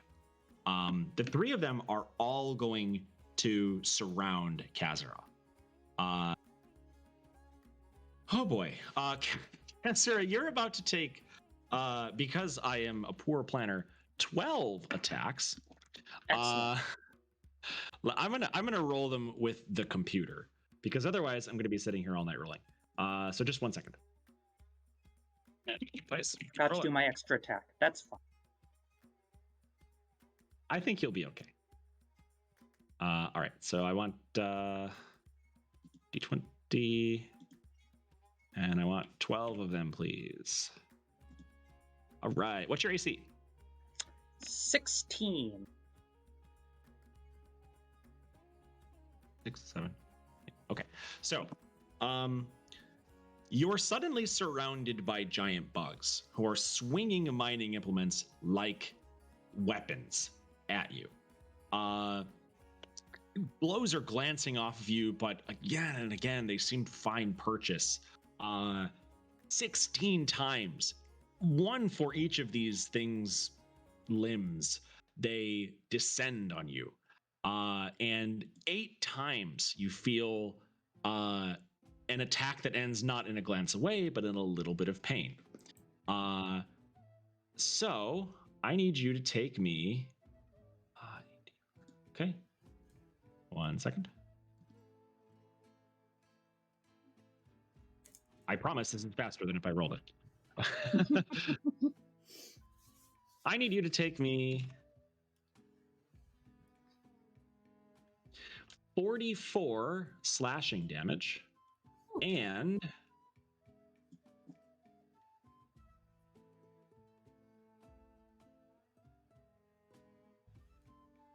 49 bludgeoning damage. Gracious. From what's that? Good. Yeah. Yeah. But on the bright side, they all attacked you. Now I assume that is before my resistance, right? Oh yeah, I'm gonna give you raw Okay. damage. I'll let you do the post processing, as it were. 46 Zula, damage. you're up. So Zula sees Kazora get surrounded, and she's like, let's make this a little weird. And she's going to cast confusion at level 4. So she's going to space it where it only hits 2 of the creatures, so that way she doesn't hit Kazora as well. And I need 2 of the creatures to roll me wisdom saving throws of 16. Okay. What happens on a failure? On a failure, an affected target can't take reactions and must roll a d10 at the start of its turns to determine its behavior for that turn. 1 second. All right. What does this look like? So Zula just kind of like sits there for a second, and then she just kind of pulls one of the feathers from her hair, and just kind of like, not today, and kind of just holds her hand out, and she kind of like twists it, and this just ray of just very bright light just attacks these 2 creatures, just kind of seeming to blind them and kind of disorient what they're what they're doing. Yeah, it seems to have affected them both because they're both acting very strange for giant mining bugs. Lorenzo, it's your turn. So Lorenzo is sort of taking in the situation. He's bent over, both hands on his knees, sort of like looking for the right place for this. He runs off to the side a little bit, and Kazura feels it's like a familiar sort of pull. She would have felt this before. Lorenzo has the ability to, without even like really putting any effort, either push or pull someone or something about 5 feet. And so, if you would like, you can choose to fail this saving throw, and he will pull you about 5 feet closer to him. And he's doing that, and then he pulls out his book. It's this like really grand spell book. Just sort of moves his hand over it. The pages flip around, and immediately go to once, and he's going to point forward, and he's going to cast Fireball. And because he's pulled Kazura, if she allows it, it should Kazura be able trusts to. him. She doesn't even think twice about letting it happen. It's all Sure. very quick for him, but the way he sort of mapped it out, he should be able to pull her forward and then hit a fireball on all three of them. Awesome. Yeah, a lot. So yeah, so Lorenzo solves the equation of fireball in that moment and tosses his back guano, which erupts into fire. The creatures are going to make a dexterity saving throw. That's right, I memorized what fireball does. And they have to subtract a d4 from it as well. Yes.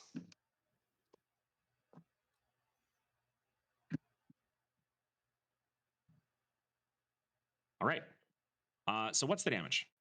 So for all that failed, it will be 29 fire damage. And Lorenzo's DC, I mean, he's got this really fancy glowing book. It seems pretty high. They need to get a 21 or higher to save. Wow, that's really high. None of them hit that. So you said it's 29 damage? 29 fire damage to any that. All right. And it, for that brief moment, there's a flash. Yeah. So for the briefest moment, this flash of light illuminates the entire wall. And you look up and you see it as the light almost seems to cascade out around it. And it is 1,000 feet high. This thing is as high as you can imagine. You're in this massive, massive cavern. But more to the point, the bugs disappear into it and are immolated by it. And they look perturbed about that. Juliet, it's your turn. So, Juliet is going to kind of the three bugs are still standing, I presume. Yes. Okay. Awesome. Well, now that Kazora is out of the way, she's going to kind of give a smirk. And she sort of rubs her hands together, and just kind of she moves forward so she's not going to hit her party members, and just kind of laps her hands together, and she's going to cast Thunderclap. And it's very loud, unfortunately. So I need all three of them to make con saving throws. And subtract d4 for those who are hexed, correct? Yes. Okay, I'm not going to roll for that one because. Okay. Okay. What happens on a fail? They take 3d6 thunder damage. Cool. So roll me 3d6. Oh, that was awful. 6. Yeah. But it's okay. It happens. But as she does that, she's gonna kind of look over her shoulder and just be like, yeah. Well, I mean, yeah. And she's going to she kind of pinches her cheeks, brighten up everyone, and she's going to use Mantle of Inspiration, and everybody gets 11 temporary HP. Nice. And if you so choose, you can move up to 60 feet using your reaction and not provoke opportunity attacks. 60. Wow, that's really fast. Okay. Yeah. Does anybody want to move 60 feet from where they are right now? Yes. Kazura is just going to take another 5 feet back to make sure she is not in melee range of any of them at all. Great. Okay. Lorenzo, where are you going? 60 feet the other direction. Just nope. Yeah. He knows he's squishy. It's okay. Just enough to, keep Kazura within his line of sight, because Lorenzo has dark vision, so he'll be able to just kind of see what she's up to. Sounds great. All right. So it is Kazura's turn. As Kazura takes that extra 5 feet step back, she brings her axe over her shoulder, almost like she's doing a golf swing. And for a moment, you all see like the ghostly visage of a white dragon on the head of it. And then she swings it, and it emits a white dragon breath, cold damage, and they have to all make a dex save. in a cone. It's a Neat. 30-foot cone. DC 16, minus that D4 for Bane.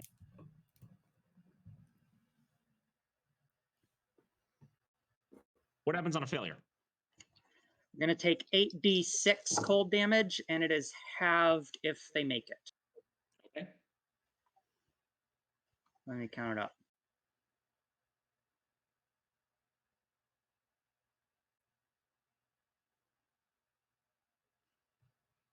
That was a really good roll. That is 31 cold damage. Nice. Okay, great. So only one of them seems to get halfway out of it, and the other two are just caught completely off guard by this just parade of things they've never seen before.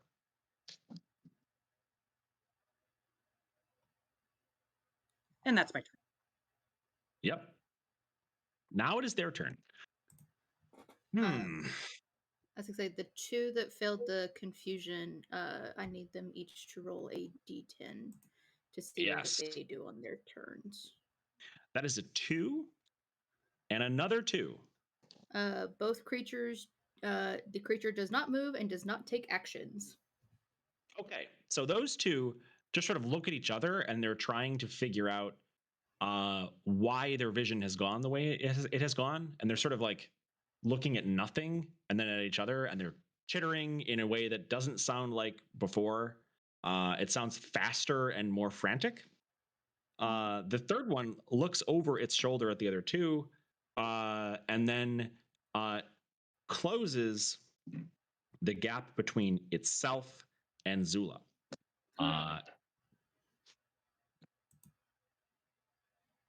What is your AC? 13. Okay, that is 3 hits. So that's going to be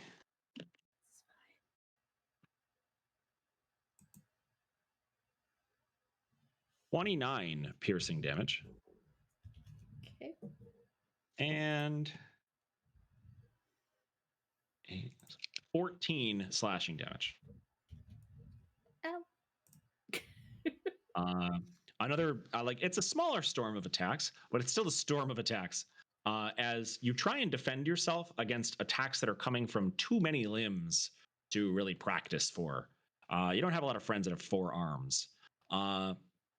So several of them get through your attempts to kind of dodge and dip with your armor. And now it is your turn. The two creatures that failed the charm can try to break free out of it. Okay. What's the DC? 16. Okay. One of them kind of shakes out of it and seems to be free. The other one is just having a bad time. Okay. So on her turn, taking these hits, she kind of winces and she reaches up to her cloak and she yanks off what seems like one of these larger stars that's dotted around her cloak, and she takes one off and she's like, no, and just chucks it at the creature attacking her, and she is casting magic missile. Using her cloak of stars, or her robe of stars. Yeah. And that gives her 7 darts. So, and they're all going for this one. Just because it's the one directly in front of her. And let's see. Calculator. Constellation of missiles is the most anime thing. Yeah. Just sort of erupts from around you, and I love Robe of Stars so much. Yeah, it's a cool item. Plus 4, plus 2. That is 25 points of force damage. Okay. So they start colliding with its frame, and it's trying to reckon with this, and it's doing a really good job of dodging. Unfortunately, magic missiles just find them anyway. And the thing eventually sort of gets caught with one on the side of the head that just knocks it clear out. And now it's unconscious. Now it is Lorenzo's turn. There are two remaining standing. There's one that seems to have its wits about it, and the other one is still pretty confused. Yeah, so he moved back really far before, so now he's like, can't see any of them, so he's gonna have to go forward up a little bit. And seeing that they've been in a few scraps before, he's seen this sort of part of the fight. The one that is not confused about its sort of whereabouts, he's going to simply look through his book, just like flick a little bit. He's going to cast a single firebolt at it. Great. That's a pretty good roll. I rolled a 19. Remember, you get a +5 from me. Oh, okay, so 19 plus 18, so 37. Does that? 37. Does that? Hold on, let me check. Okay. Because it is against the spell. Yes. Yeah, you're good. So it is 16 fire damage. Great. Okay. And he kind of hangs back as far as he can. As soon as it came into sight, he stopped. So about 60 feet away from this thing. And that's all he's got. Its head whips around to look at you, and it chitters in a way that sounds unnervingly like a growl. It is Juliet's turn. Juliet is going to look between Kazora and her. I'm so sorry. I'm blanking on names right now. Zula. And she is going to try to assess which one looks worse at the moment. And she's just like, don't say I never did anything for you. And she's going to pat Zula on the side of her arm. And she's going to cast Cure Wounds at 3rd level. 3rd level Cure Wounds. I'll let you roll the healing on that. And while you do that, Kazura, you're up. Kazura takes a step forward, and as she is approaching the two remaining insect creatures, she is reaching out with the 60-foot tremor sense that she has while raging to see if there is anything else nearby. Okay. So with 60 feet of tremor sense, Kazura can actually see behind the wall, and she sees that this passageway that they were in behind the collapsed wall continues around the outside edge and downward, deeper into this cavern, and also farther up toward the surface. That said, she doesn't see any other hostiles, thankfully. She communicates telepathically that these are the last two left for sure, for now. And then she rears back, pauses as she sort of aims the attack, and she's going to just chop twice with her axe at the one that Lorenzo just hit with the fireball. Okay.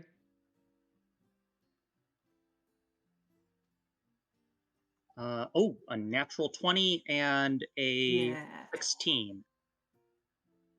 So, I'm going to ask a question that every barbarian loves to answer. What happens when you score a critical hit? Well, when Kazura scores critical hit, she does 56 slashing and 12 cold damage, and explodes for 5 more cold damage on the other creature next to it. And it is Awesome. Just this extremely clean, very accurate slice at the most vital spot. Yes. So there was a part in the center of the bug where it seems to do all of its turning from, sort of a metathorax. And the axe swing that Kazura throws turns that thorax into 2 thoraces. And it just sort of falls over into a pile of bug stuff. This is so violent that the one next to it just seems to be hurt by the follow through of the swing as cold damage flecks off of it and gives it a sort of frost burn along its shoulder. Great Weapon Master means I can now make another attack against the other one. It This looks is a leading question. What happens when a Path of Thought's Tremors Barbarian scores a critical hit and has an enemy within 30 feet? Oh, right. Quite so. It also takes, the other one takes half the damage I just dealt in psychic damage. okay. That's So With when you roll a critical hit, demonstrative destruction. when you roll Well, a it has to critical make hit, a that's wisdom like your saving throw, which is high level going to spell. be 13. That is a DC 18 wisdom saving throw. Right. it may or may not have to subtract that D4 too. Oh yeah, Bane. that's good because it rolled 19. Sorry, it rolled 17. So remind me again what the damage you just rolled. I rolled 56 slashing and 12 cold damage, so that would be a total of 68 damage. So half that is Okay. 34. So shocked is this other creature by the bisecting cut that Kazra doesn't actually get the chance to close with it because the knowledge that that is about to happen to it just caves its mind in and it just sort of goes glassy-eyed and topples over. Remind me never to make you angry. I can agree with that one. She sort of takes a very long, deep breath and then just ends the rage. So you are surrounded now by 2 unconscious bugs and 1 very, very unconscious bug. Yeah. Well, and Juliet's gonna immediately prestidigitate herself clean of any bug guts or anything like that. She's like, "That's went well." And she's Sailor gonna, Moon twirl. yeah, literally. She's gonna tap Kazora and cast Cure Wounds at 3rd level for her. And yours was 17, by the way, Zula. Kazra. Oh, how much is the one that you cast on Kazra? It is 10. I am so sorry. I rolled 2 1s and a 3. That's fine. I'm at like 133 HP with temp HP still. Barbarians. They only do one thing, but they do it stupid well. Listen, when- there's a when reason Juliet- I took. When she touches Kazra looks super calm despite that fight, but she can like feel Kazra's heart like still pounding when she touches her, and she just goes, "Thank you." Mhm. So you've opened up a new room. So there's a passage and it leads up and down around the outside edge of the circular disc that this second disc that you're standing on. Guess we're gonna keep on going, right? Figure out where this goes. Yeah, it takes like Lorenzo about 12 seconds to actually like walk up to the other 3. He's like, should we like ask them questions? They didn't really seem to get what we were saying. Which one do you want to ask questions? Dumb, or dumber? Probably not that last one. I think he's dead. Yeah. Yeah. Huh. These I do think not they did strike that. me as creatures that speak common. Kazora clearly knows how to cut to the chase, wouldn't you say? That's true. Cross that inspiration off, please. And Consider that spent here. Noted. No, I'm just kidding. There's I probably like mean, 4 of them though, unless it was just like 3 guys. So we should be on the lookout for that. I mean, Well, that is I- fair. That boom is also very loud. Yeah, I dropped that I- thing earlier too. They probably know we're here. I mean, I can make sure we can get around a little bit quieter if y'all want me to. That makes sense. Yeah. And so Zula is going to cast Pass Without a Trace on the group. So as we're doing stealth checks, everybody gets to add a +10 bonus to their stealth checks. Heck yeah. And as she's doing this, she just pulls this like little handful of ash and just blows it on the ground at their feet. And these shadows just seem to swallow everybody's feet, kind of quiet everybody in what they're doing. All right. So you're going. What direction are you going? You can go up or down. That Well, makes sense, right? I mean, Probably. yeah. Do we want to? And she starts rifling through her bag again. And she finds she starts like pulling out what looks to be like earrings. And she's like, no, and pulls out a set that look, you guys, they've been working together for a while, would know these are really old ones. She's like, I don't like these anymore. And she just makes a really big X with the backside of it onto the stone so they can kind of keep track of where they've been. That's great. Real hard thing. It's just like, okay. I mean, I do not want to miss just- my makeup, so this is better. Yeah. Just a second. 1, 2, 3, 4. Okay. At that moment, about 70 pounds of stone falls with one of the loudest sounds you've ever heard onto the ground next to Kazura. Just collapses and lands in a pile of dust. It is a chunk of the upper ceiling, 1,000 feet up, farther than you can see. Even Kazura is shocked by this, and you see her jump, and her like sort of pale white pinkish fur sort of poofs out slightly. So Juliet is immediately looking up and like just waiting for somebody to fall from the sky. Well, There no one is- is crushed to death by more stone for now. That's good. there's an arcane eye that's about 30 feet below the surface that's still up there. So Lorenzo's going to push it up and see what is happening above ground. That's great. Point of order. How far away can you control the arcane eye from? As long as it's on the same plane, as far as I can tell. Wow. Okay. Let me read it That's again real great. quick.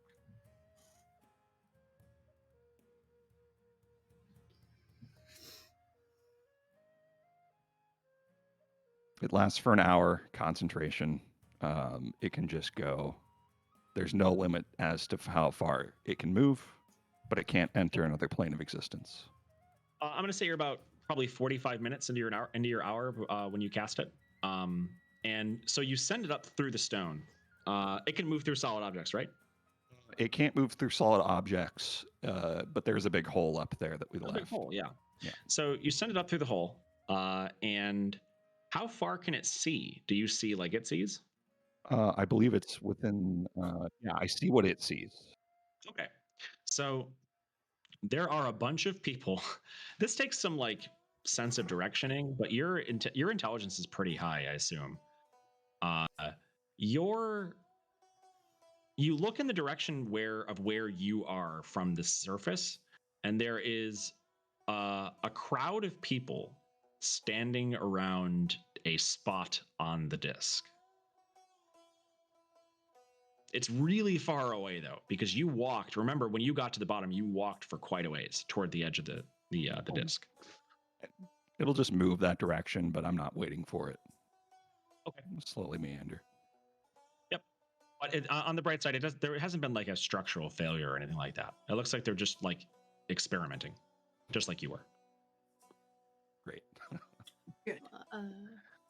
I don't really particularly want to get hit in the head by raining rock, so maybe get out from underneath that if we Sure, can. yeah.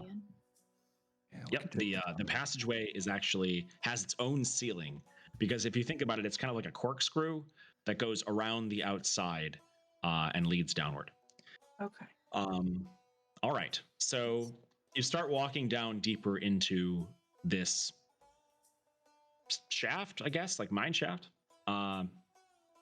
The path down is rougher, considerably rougher than the wall, and as you walk down around it for a few minutes, eventually you reach a point where there is a circular portal, a hole in the wall that leads out into, or I guess into the center shaft.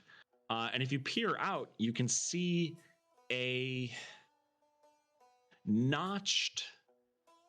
It looks like a ladder.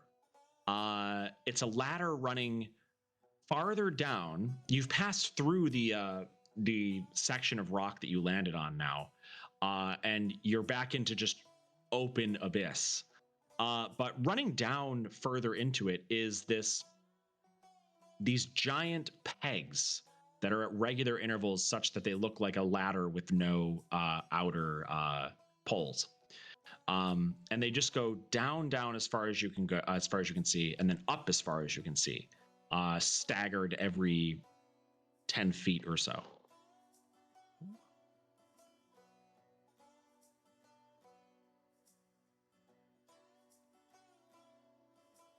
What do you do?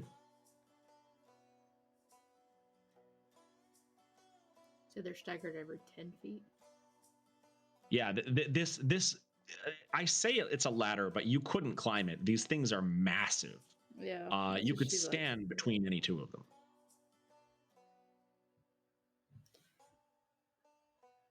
Why do I got a feeling we're dealing with something kind of big here? Like those things were kind of big, and No. listen, I think she's right, actually, though, Juliet. I think she's onto something. That could be it. Do we go up or down, though? Like, Wisdom of the druid. I love him so much. Don't seem so big to me.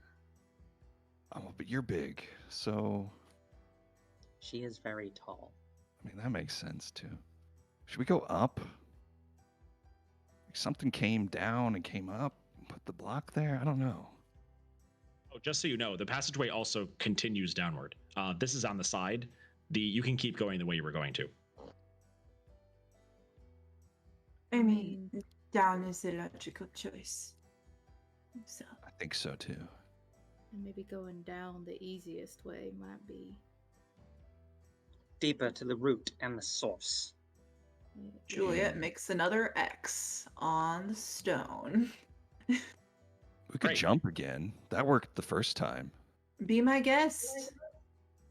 Do you mean it? I mean, No. we'd all have to. Oh, okay. No. Roll me perception checks. Yeah.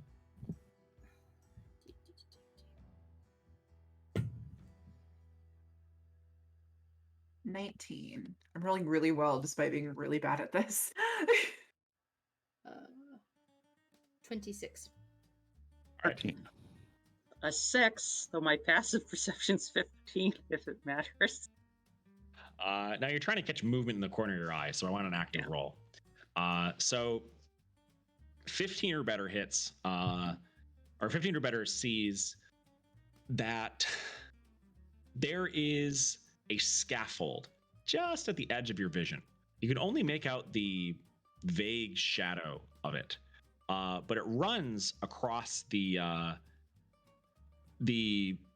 diameter of the ring. As far as you can tell, you obviously can't see all the way across. It's miles, but the scaffold extends out as far as you can see, and there is movement along that scaffold. Quite a lot of movement, actually.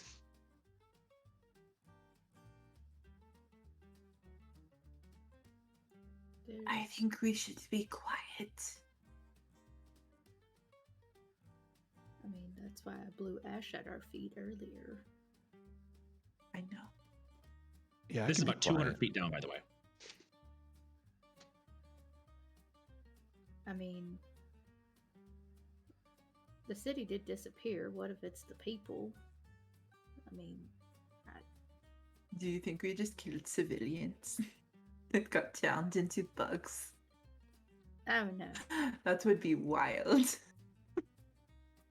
That'd suck. That would Little really bit. suck. That'd really suck. I'm not especially worried about it. No, those were bugs. Those weren't. I've been there before. I've been to Tanjay. They're not bugs there. Hmm. So I our mean, we can- stalwart and morally pure heroes. What are Whatever. We're gonna Would it be continue fun if down I just cut that in quietly. half? Yeah, continue quietly. All right. Yeah. Roll me stealth checks. Don't forget, you get a +10.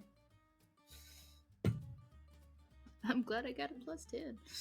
Yeah, the How am I? athletic trace is pretty big here. That would be a 15 then. 17. 26, and I rolled a 3. Yeah, 21 with pass without a trace bonus. I'm gonna write down the lower number. Sounds good. All right. So you keep heading downward. And not 2 minutes down past where you are now, you see it's actually a hole on the other side. But this one doesn't look like it was planned. The other one was pretty much perfectly circular and looked to be cut out for some purpose. Whereas this one is a tunnel that was dug out. There's actually a mound of earth and broken stone that you have to step over just to pass it. And to your left, you see out past the edge of the circle, there is another tunnel that twists and snakes around larger stones, sort of burrowed through the earth. You can also continue forward.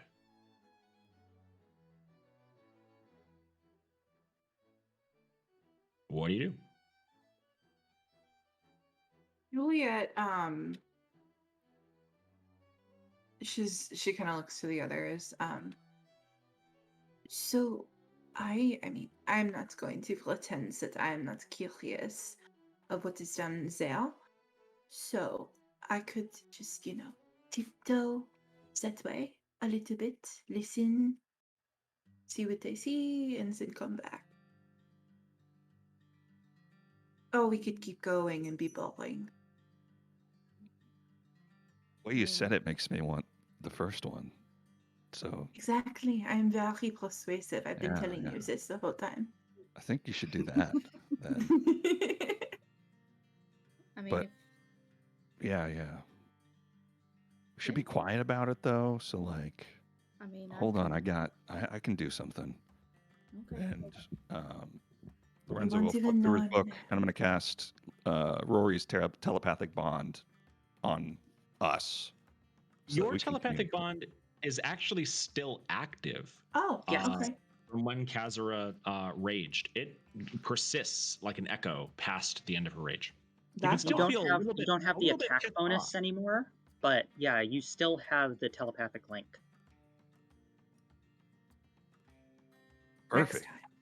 So don't think bad thoughts about Juliet. I got it. I knew I shouldn't have yielded to you. I don't know. I only pick on people I like. It's fine. Mm-hmm. And she's gonna tiptoe down the hallway. Juliet, what's your passive perception? 13. Low. Okay. Yeah. So, yeah. It's a little rough. I'm just gonna roll some dice. It doesn't matter. Okay. What's your AC? She, Oh dear. 14. Low. Yeah. Oh no. Okay. Interesting. All right. So Juliet starts crawling through the passage. And she has to squeeze between these two, they look like giant river stones that are almost touching, but you can squeeze between them like you were like a pesky piece of a salad caught between two teeth. And you sort of make your way down Very through them. specific. And unfortunately, your foot kicks a tripwire, and you notice it just as you do it, but it's not in enough time to do anything about it. An arrow whizzes from the other side of the gap that you're in and nails you in the shoulder. You take 9 damage, and also I need you to roll me a Constitution save. Okay, cool. No doubt. Uh-oh. So I'm gonna use that inspiration from earlier, if that's chill. Works for me. And reroll that because that was rough. Much better. 22. 22. Oh, 22. Okay, 22.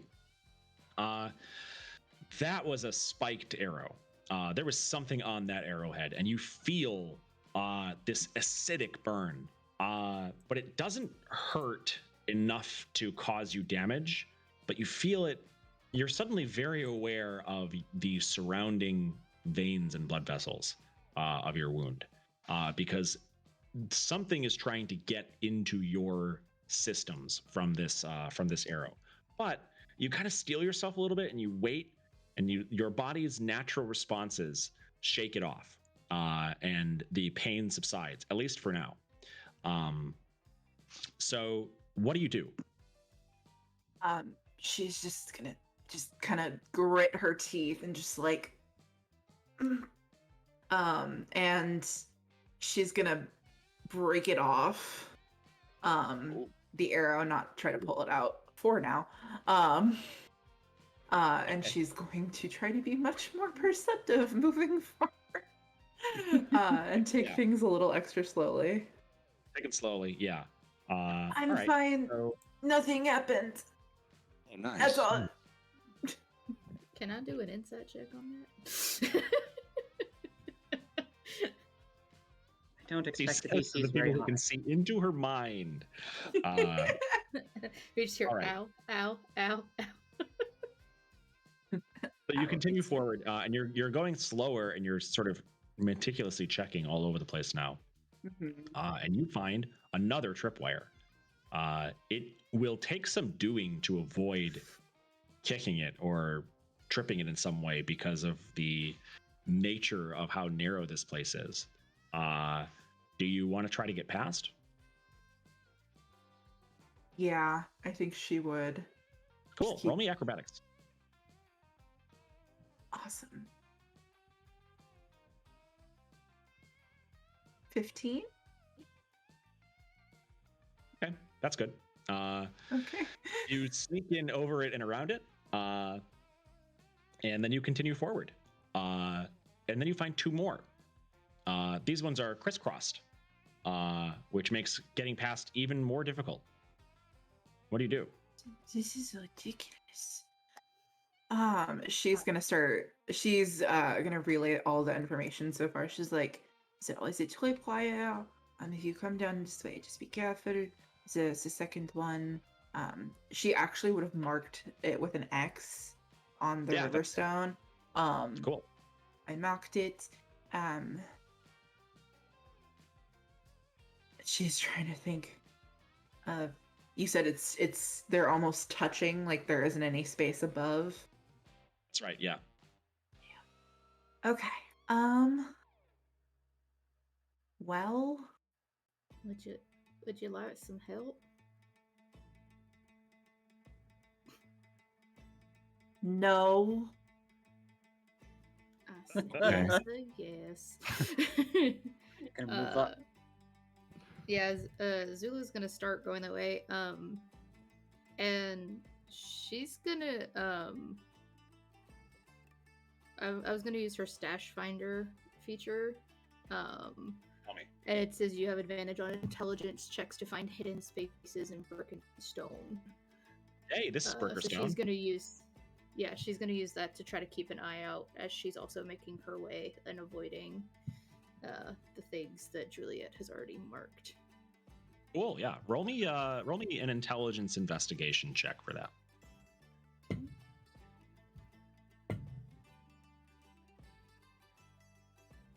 It's a 19.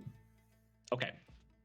With a 19, you notice just past. You do eventually catch up. Oh, by the way, While she's coming up toward you, you have the telepathic bond up, so I assume you know that she's approaching. Juliet, do you want to wait for her, or do you want to try to get through these tripwires? She's gonna wait. Okay. So Zula, when you get up to where Juliet is, on the other side of the tripwires that she points out to you, which you never would have noticed, there is a part just past the other side where the soil that has been burrowed through is strangely flat, almost as if it were piled on top of a ceiling. So it's flat between two huge stones, but it's not jagged like as if it had been burrowed out. It's sitting abnormally flat, as if you were standing on it, you'd be standing on the ceiling of another room below. Does that make sense? Mm-hmm. I believe so. Yeah. So what do you do? Well, if you want me to try to get to the other side and see if I can maybe untrip whatever this is, I can get very small. Maybe not. Squeeze under the wires. I mean, yes, but do not, just be careful. She's gonna, like, I just do not want to, get hurt or whatever else the tripwires do. I don't know. Okay. That's very Shall we nice. tie a tiny rope around you this time? Tiny rope. A little mouse leg. Yeah, I mean, she was quite literally going to turn into a mouse. How appropriate. How appropriate, so weird. And so she uses her wild shape and she shifts into a mouse/rat because there is no actual mouse thing. Yeah, you could be a mouse. That's fine. Okay. And so she shifts into a mouse and starts like very carefully like moving and trying to at least like squeeze under the see if she can get under the tripwires without affecting anything. Oh, yeah, without yeah. them off. This is big enough that Juliet might have gotten through the gap. So a little field mouse is gonna have no problem. Yeah. And you just get her underneath, and now you're on the other side. And she's gonna stay in a mouse for a little bit just to make sure that even if she does hit something, she is light enough to not maybe hopefully trip it. And she's gonna start looking around to see where these tripwires might be attached to, so she can. Oh, yeah. So the tripwires are mounted to either side of this improvised tunnel through this heavy stone. And they are attached to two hastily hidden square crates that have been set into the wall. This is not an arrow trap. Tripping this tripwire would have been pretty bad because you don't know what's inside those things, but they're in a structurally important place. And you've been on quite a few delves now, and you know an explosive trap when you see it. I'm trying to think. Does the telepathic bond still work if she's a mouse, or do they just hear squeaking? Yeah, It still works. You understand language. Okay. Yeah, any ongoing spell effects would still apply to you while you're in wild shape. So I'm not really seeing any way to undo the wires, but if you hit them, there's gonna be a big boom. So, and it's gonna cause some issues. I can keep looking, maybe see if there's something. Oh, by the way, I didn't even mention, you were definitely looking for it. The other side of the tripwire is hung on a hook that is drilled into the opposite side of this improvised tunnel. So you might be able to unhook it, but you'd have to be able to unhook it without applying enough pressure to set off the trap. Sounds like a job for someone with thieves' tools. Is anybody good with their hands? Oh yeah, I can do that. Yeah. Well, there's the string or the tripwires attached to some hooks down here, and you see this like little mouse just like kind of like going up as high as she can, just Oh, looking yeah, at these hooks. Okay.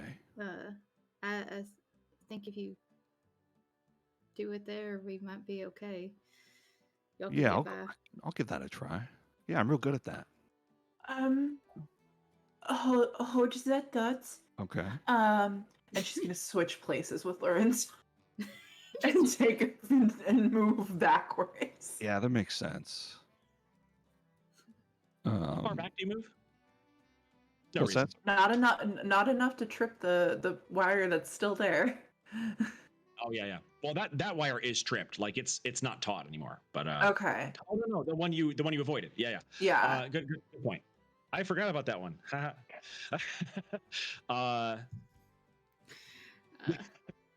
So Lorenzo will kneel down, pull out a pack, find what he needs, and sure enough, he's got a set of thieves' tools, and he sort of twirls it around. No and shit.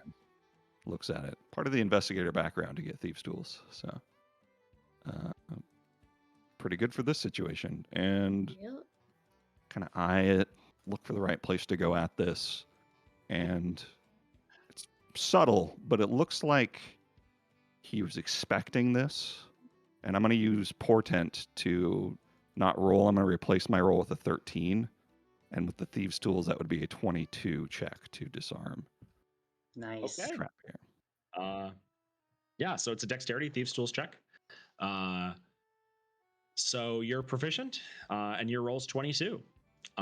So it's the damnedest thing. This is very stereotypical, because Lorenzo is a raccoon, and raccoons are part of the tenebrine species, and there is a stereotype among the tenebrine species, which you have two in your party, because Zula is a possum. They're cousins in the tenebrine species. There's this stereotype. It's kind of an ugly stereotype, that Tenebrines are all thieves. They're all burglars.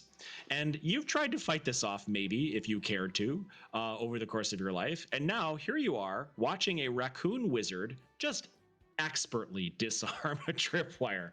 And he does it like he was born to do it. His nimble hands just ever so gingerly snip the wire and keep the pressure exactly the same where it meets the trap. He ties off a knot so that it will stay right where it is, and then drops it, and nothing happens. You just see this little mouse hand go up like a fist bump. Absolutely. Man, I love describing disabling traps. Sorry, just an aside. It's just one of my favorite things to describe. So Neatly repacks the tools, puts them away. Julia almost looks impressed, but then thinks better of it. We should keep going. Yeah, I agree. You just see this Right, little mouse. so just yeah, the way's clear. What do you do? So you're standing on this like sort of very flat surface of soil now. Is it safe? Oh yeah, that's safe. I'll walk forward. Okay. Yeah, you don't blow up or die. You're good. Nice. Yeah, I don't think they wanted us to come this way, So right? nonchalant. I love it. Like, go ahead. Oh, I think it's fine, guys. Yeah, It's fine. they put the big one up. There's probably not another one, right? I would hope not. Yeah, there were You'll three just of see them. this little mouse just popping across the soil occasionally. Just checking. This party's so She gets- good. That's like if she gets hit and this, she just goes back to her normal self and she's fine. That's what I love about Wild Shape. That'd be an upsetting experience, though. She get exploded. Yeah, I'm not sensing anything. Nope. It feels like there's stone underneath this soil, and in fact, as you kind of walk around, you can kick away enough of the dirt that you can see worked stone. There is a ceiling here. This is something is man-made. Something is sentient creature made underneath the soil. I can make. Well, I have to get out of my mouse form, but then I can make us a door. Good, yeah. If you want me to. And so you just. And Zula's back to her full size again, and she is going to cast.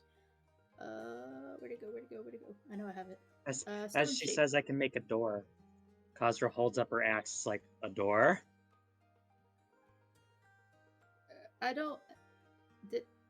This will make it to where if somebody's below us, it doesn't hit them in the head, because I don't really want anybody to get hit in the head. Oh. And so What she's you just guessing? gonna cast. Yeah, Well, she's what's the just fun in that? because I have been hit in the head before by things falling. It's not Mhm. fun. And she's gonna cast Stone Shape. Stone Shape, And okay, cool. create a little 5 feet hole in the ceiling. Great, yeah.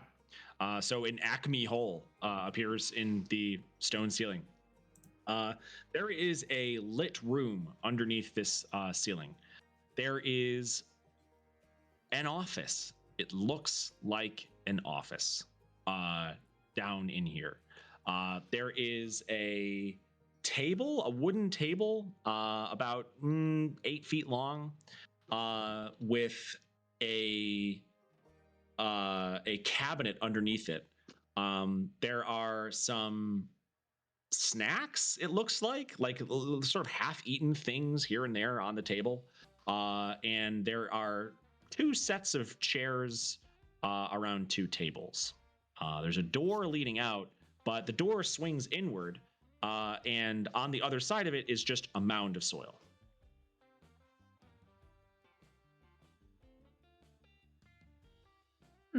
What do you do? Zula's just got her head in this hole. Yeah. Do we Like, see anybody down there? Nope, it's empty. Juliet's gonna hop down. Okay. You're standing in the office now. Now that you're looking at the other side of it that you couldn't see from where you were looking down into the hole, you notice that there is a trio of posters sitting on the wall. And they're written in the same script that was on the big canister-like thing. And one of them has a picture on it, a sort of poster-sized picture of 3 of the giant excavating bugs, and they're looking up and to the left, and they're sort of staggered 1, 2, 3. And there's a bunch of text above and below it.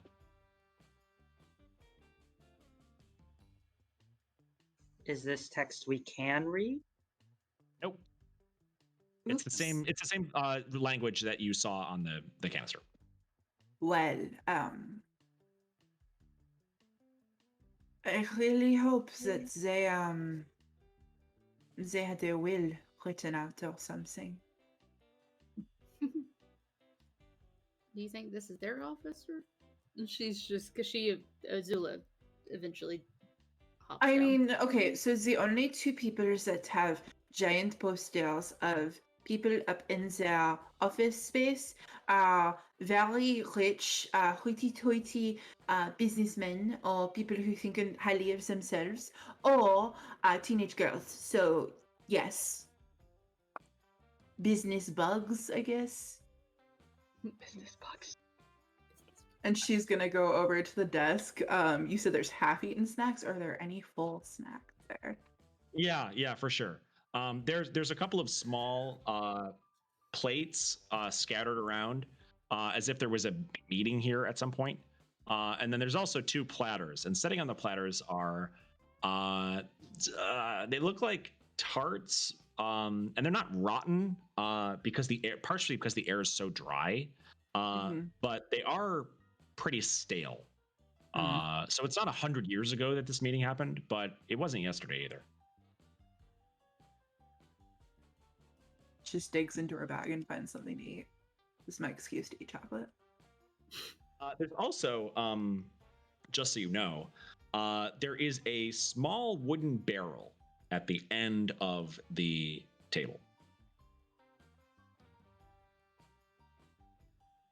It's turned sideways like a keg. It's like a small keg, and there's a tap at the end of it. Somebody's been drinking on the job. You don't.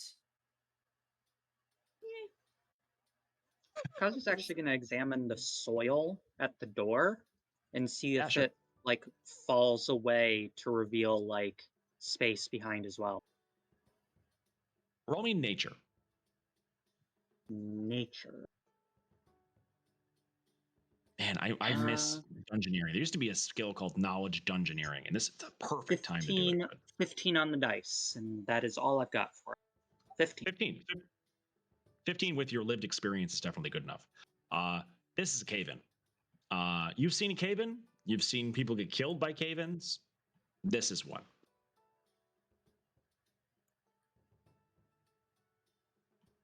A cave-in. So it's not the same kind of smooth cut soil and stone like we saw elsewhere. This is like a collapse outside the door. This is a pile of like dirt and stone that has come in from the door when whatever was on the other side of it became more of just earth. A tunnel failed on the other side of this wall. Are there any other exits out of this room besides the one that we made and that door? Negative.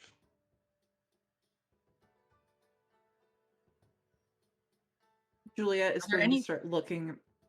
Oh, sorry, go ahead. Are there any like windows or anything? Does this look like a mining foreman's kind of office? It sure does. Julia's going to start looking around the desk. Okay. And see if she can find anything of value. Let's get some investigation rolls going. Is anybody not looking around? Lorenzo's looking around too. Yeah, absolutely. Okay, yeah. If anybody wants to abstain from looking around, they can not roll investigation. But otherwise, please roll. I close my eyes.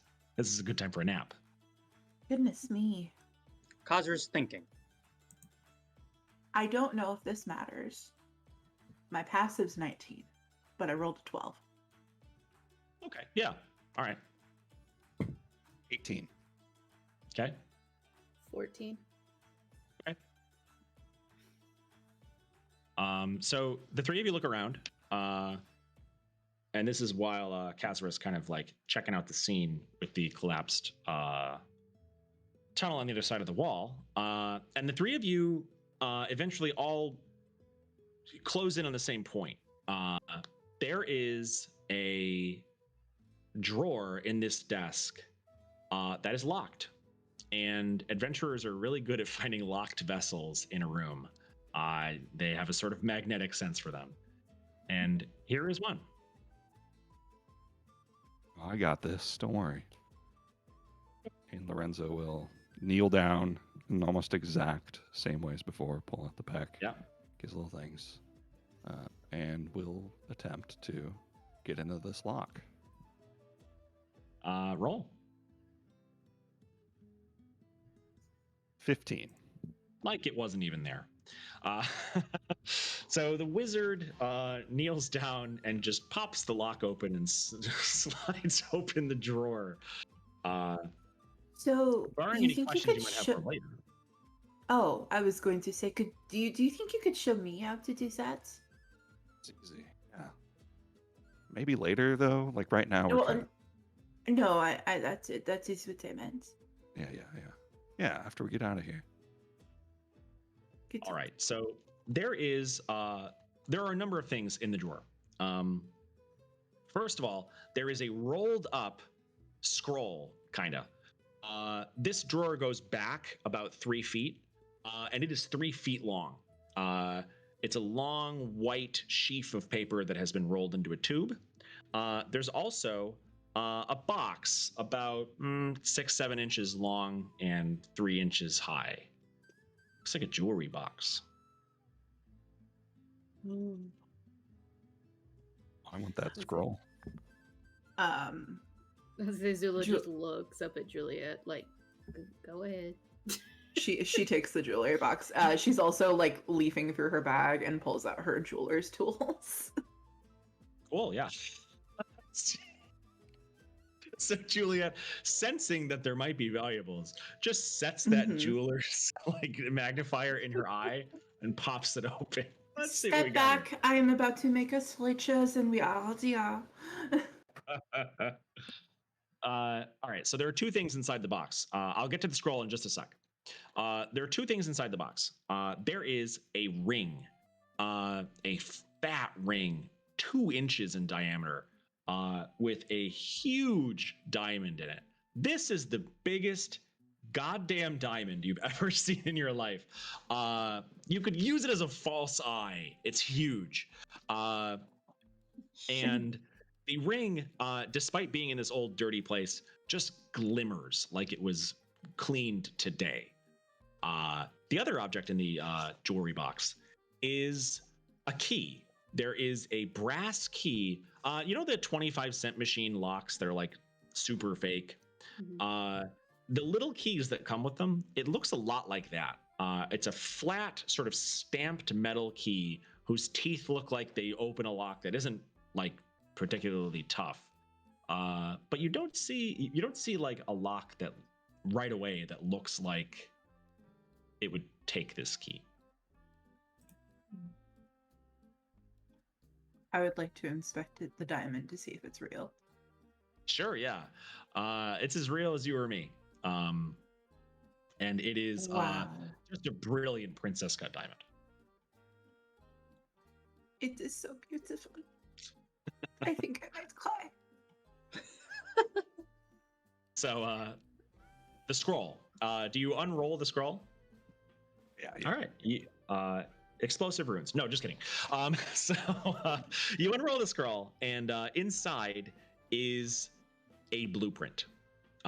There is a complex diagram with a very elaborate drawing on it. Beautiful drawing, just stunning. Of it looks like a big elevator. And on the elevator is a town. And it's at the bottom of this like planned shaft. And there are points marked at a couple of areas along, like on the way back up to it. And also at the very top. And then at the bottom of the shaft, there is a train track that is also in the diagram that runs straight through the town. And there is a building that is circled in red pen with a trio of drawings of the excavator bugs that you were fighting earlier. And they're like kind of chibi, like child-sized, and they look really happy. And there's hearts drawn around them. It's also just covered in that text you can't read.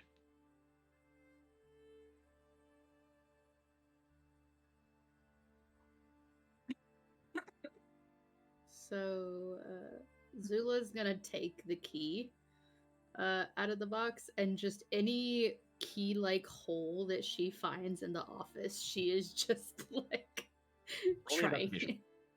Okay.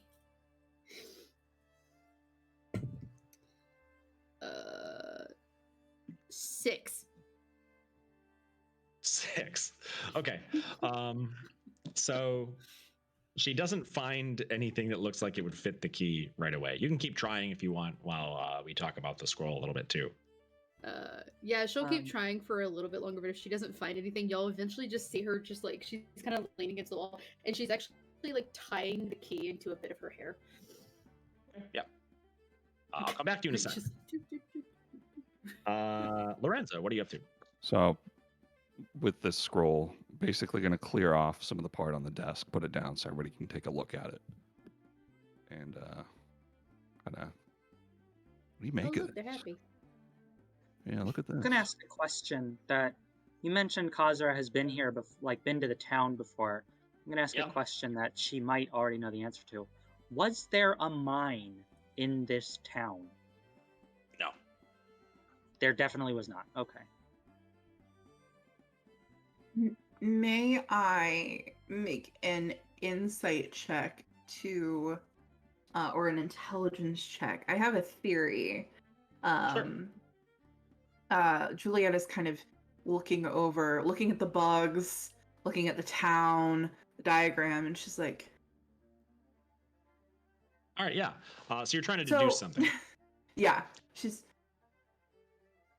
I could be wrong. Who am I kidding? I'm never wrong. But I feel like the town might have hired the bugs to build this elevator. Maybe. Juliet doesn't see anything that would specifically contradict that theory. Okay, cool. And you know, the other part of that is we sort of I mean we came across their bodies and they were just in shambles. It was an horrible accident. I do not know what happened. Right? Right? They attacked Right. us. No, that did not happen at all. I don't know if You we're already going to be able have to an explain alibi. that to him. Khazra just repeats, they attacked us. I mean, clue. However, we also did sort of we were fallen creatures in their domain. Mouse, what's Zula's passive investigation? 10. All right, Oh, 10. It boy. actually is good. All right, so with enough time, as they pour over this thing, the druid, not interested in this, is looking for a keyhole for this key. Yes. And eventually she does find it. There is a keyhole at the front of the drawer that you just pulled out. It's at the bottom of the drawer. There's a false bottom, and there's a keyhole in it. She very carefully, very quiet, like she's kind of like kneeled behind the desk, and she like peers over while everybody's doing this, and then just goes back down and like very quietly trying to undo it. Cool. The false bottom sort of kips up when you turn the key in the keyhole, and underneath there is a shovel, and this shovel is made of precious metals and set with gems. Along the edge of this maybe 3-foot implement of digging is a short message written in the language you can't understand. This thing looks like it's worth 10,000 gold pieces if you sold it to the right person. It's just riddled with the kind of thing you could only find if you spent your entire life digging tunnels through the earth. She's very quiet, and she's like, I really wish we knew how to read this stuff. And she slowly stands up, and she has the shovel in her hand. I found this. It's shiny. If you give me enough time, I could try to decipher what it says, but it might be a while. Yeah, like another day, maybe. Yeah, another day. Yeah, that's No. Well, I mean, like, or, I mean, Khazra has been a delver and adventurer and a mercenary for a minute. Has she seen something like that before? Like a tricked out rhinestone shovel, you mean? Well, I'm trying to immediately ascertain if this is like a powerful magical item, I guess. Oh, okay. No, there's no stories about like, Prince's shovel or anything like that.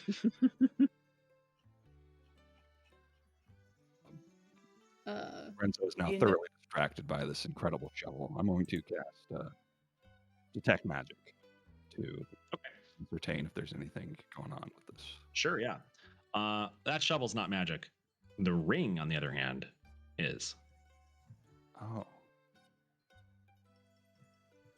I can only assume Juliet's wearing it. 100%.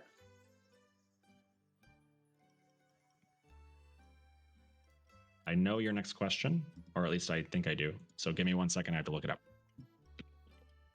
What does this? I always forget to write this down and Was always ask. Like, School of Magic. exactly. Yeah, I always forget to write it down. Oh, it's because they don't tell you anymore. That's right. Love it. So, oh man, this is like a quiz. I'm gonna call it abjuration. Okay. Yeah, that makes sense. Explain as such. Yeah, that's magical. Probably Do you- good. Do you know what it does? Nah. Do you feel Hmm. like you can do anything weird, Juliet? I don't know. Come here. She takes a step back. I trust. Like, nope. I do not know. Let's see. It was in a miner's office. Maybe I can dig through that fast or something. I don't. What? Well, you are able to take it off, so that's good. Yeah. You see how So like that's well it fits on my hands though? It looks great, doesn't it? It really does, yeah. Yeah. Maybe its Fantastic. magical aspect is that it just fits any hand that you put it on. No. I think I am just that. It was meant That's to be. special. Always. Yep, you're special. I always have a certain je ne sais quoi about me, don't you think?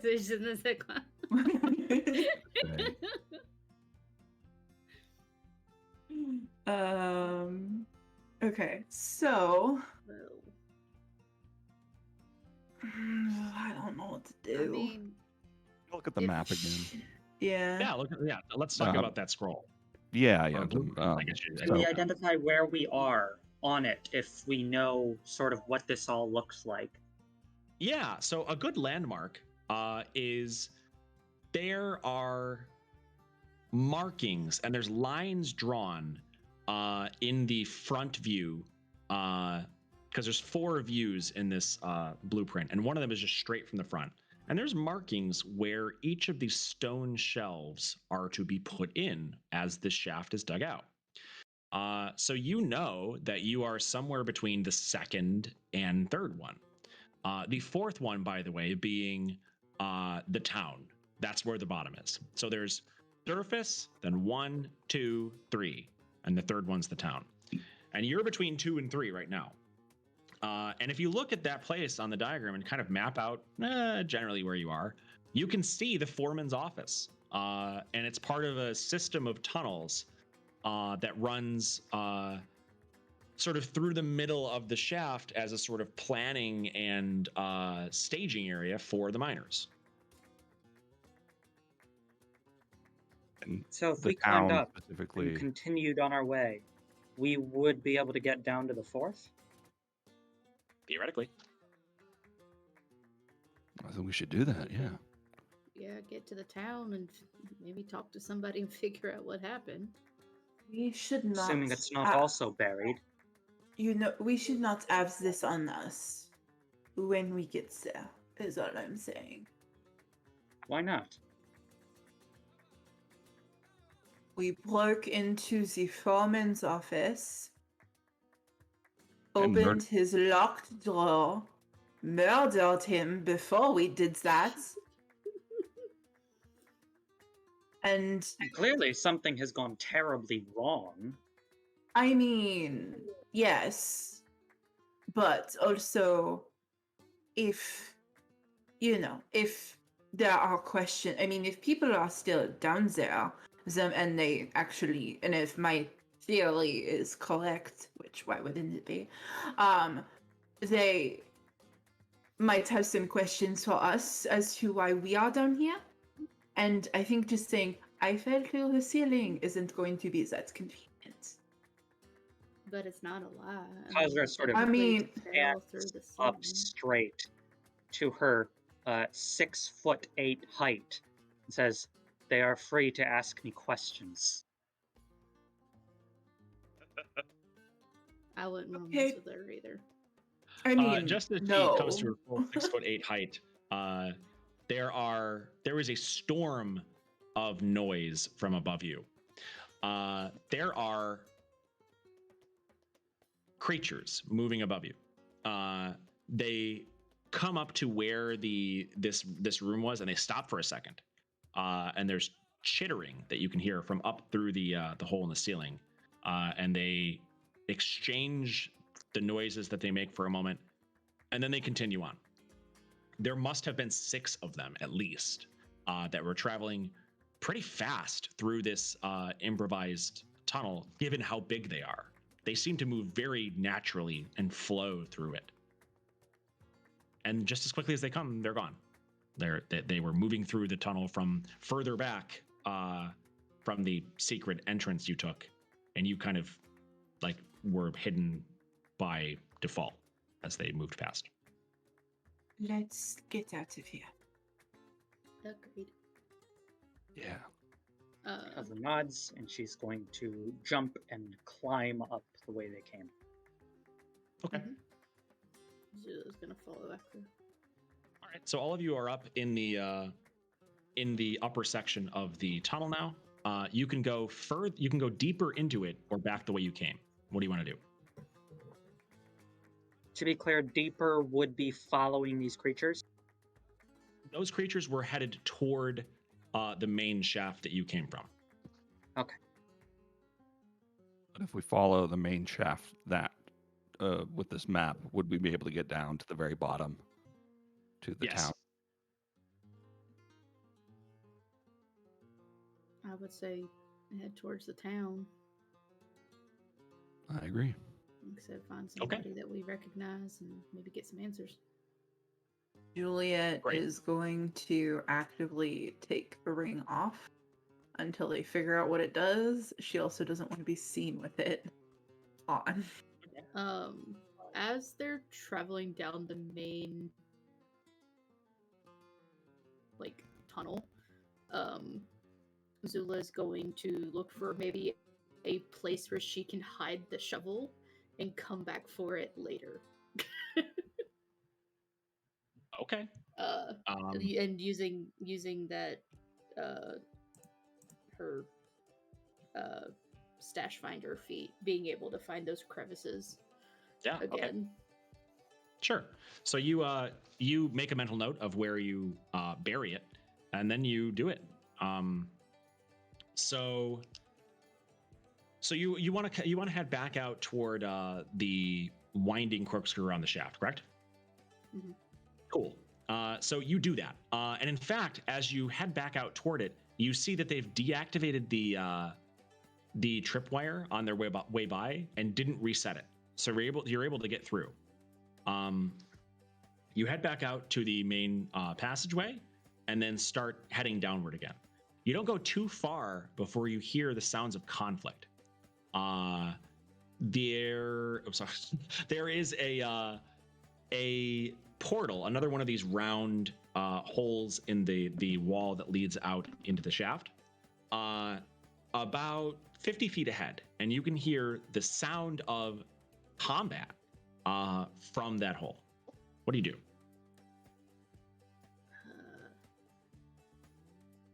Do y'all think maybe some of the other delvers got in? Possibly. Let's see if they need help. Yeah, Of let's course. get there. And Right, This, so- Julia, I'm going to be so. I do not know what.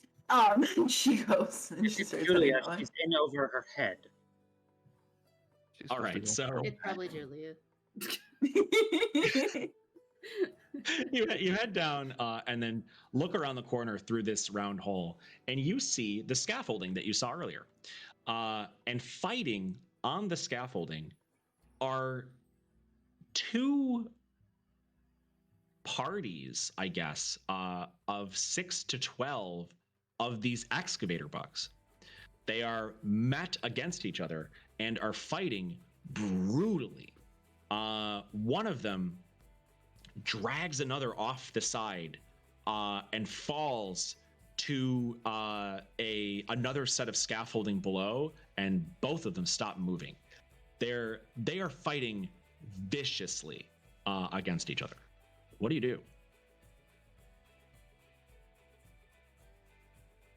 Is there any distinguishing marks between the two factions, I guess? You're not really close enough to see. They're both dressed like miners. Roll me a perception check, all of you. It's about to turn into like the Sharks and the Jets. 15. 25. All right, so 22 and 25 see it. There is a difference between them, and it's difficult to make out. But as soon as you see it, you can't unsee it. The faction that's closest to you, the one that's on your side of the scaffolding that's running across, their implements, their mining equipment is way nicer than the equipment of the other side. Both are fighting really hard, and it doesn't seem to be making much difference in the fight, but you would definitely rather have the equipment that your side is using than the other side. The other side looks a little more beaten and worn. So yeah, you notice that. The fighting continues. There are more pouring in from on your side. You notice that 6 more come down from skittering along the walls, jump out right in front of you. If they'd been facing the other way, they would have seen you. But they jump out right in front of you onto the scaffolding and run down to join the fracas.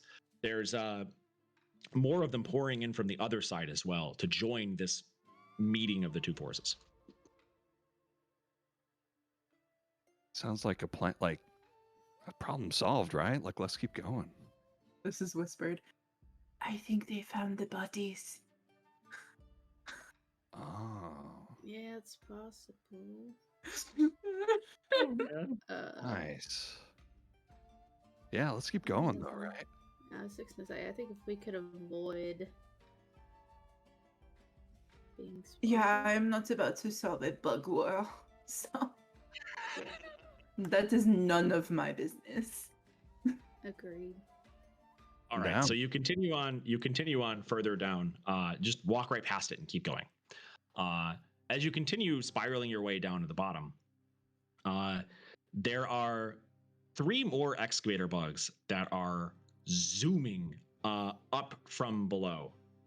They're coming straight for you. What do you do? They're not looking at you. They seem to be like making a beeline for this conflict. Is there enough Describe space to me inside? like the passage of the corkscrew again. It sort of circles around the cylindrical shaft and makes its way down toward the bottom. They're coming up from the bottom and headed toward further up where that scaffolding is. Julia is going to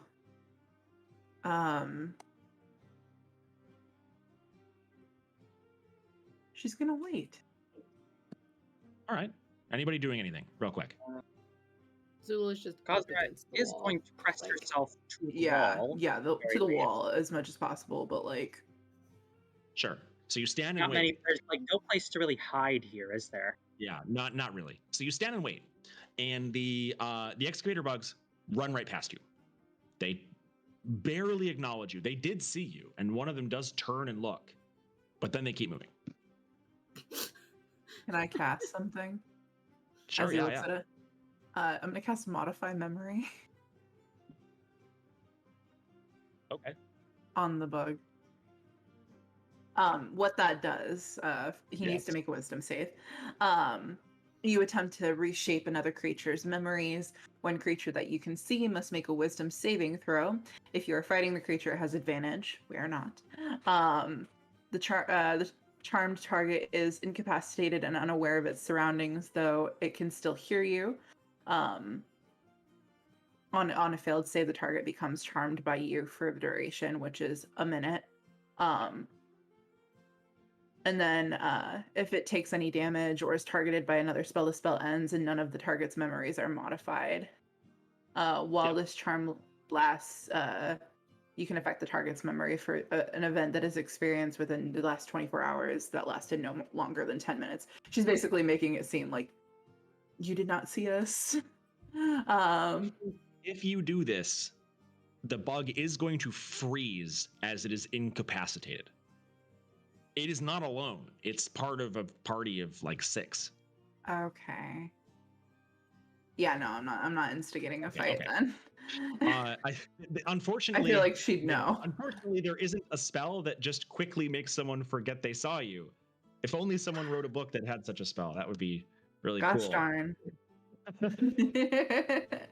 There's a spell that does exactly what you want to do in my book, but because I have also hit this situation often. It's actually a Maybe cantrip, someday. but, yeah. So yeah, or not, it's not a cantrip, but anyway. So you don't do that, and they just keep moving. So what do you do? Well, I would say keep going.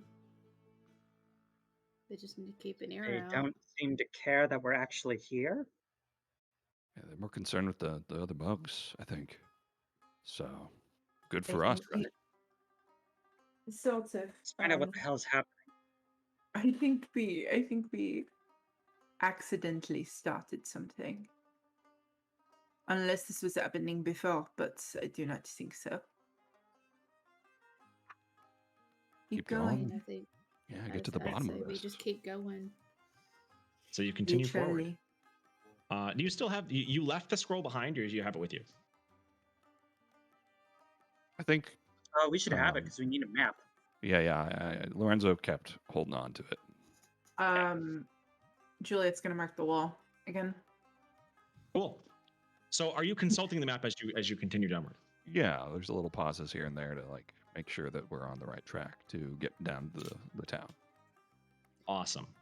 So, as you continue forward, you reach the point, or you near the point, where you should be reaching the third shelf. These stone discs that are sort of spread out across the entire shaft. But that's not what you see. You look out of another one of these circular holes that are at regular intervals around the spiral, and you look down into the town. The town, according to the blueprint you're holding, is not supposed to be until the next shelf, but here it is.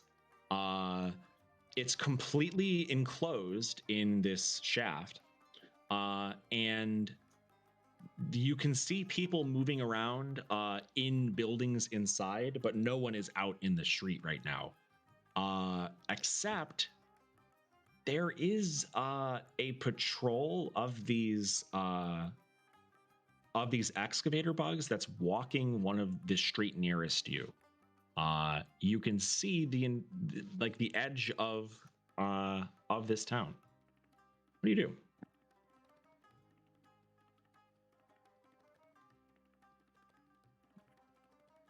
Juliet is going to look at the party.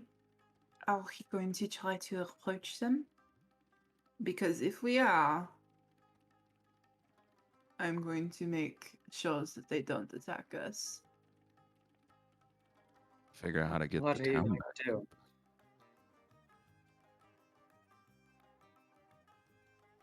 Okay. I mean, I'm down. I also got a few tricks up my sleeve if for some reason you can't appeal to them. Don't even say that. And she is going to use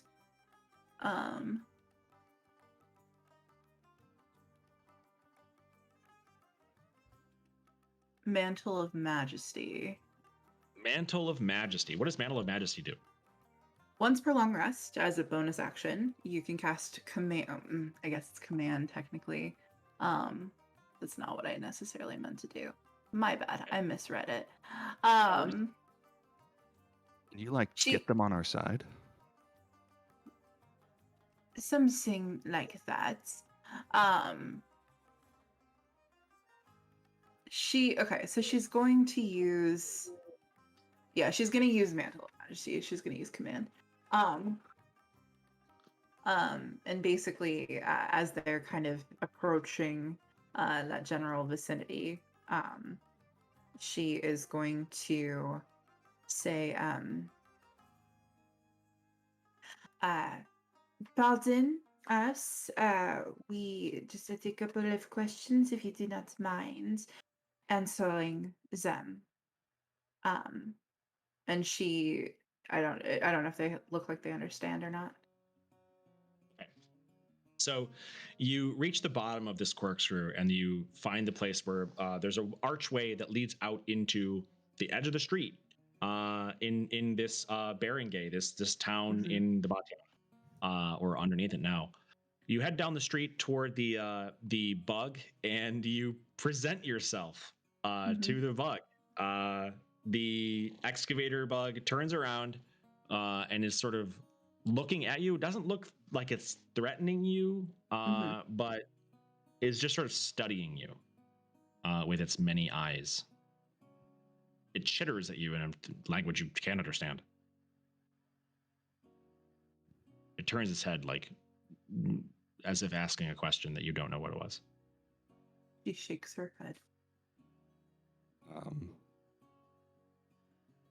Lorenzo will approach, seeing it's not like hostile, just a shift from the last ones. He holds up. Hold off on the Mantle of Majesty, just as a heads. Okay.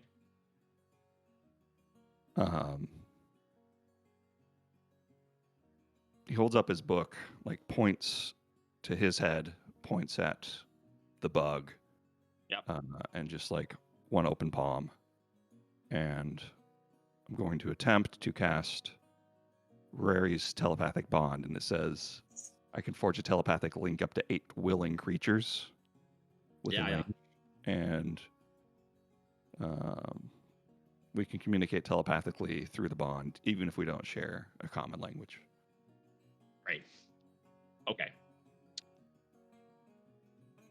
All right. So the bug is willing.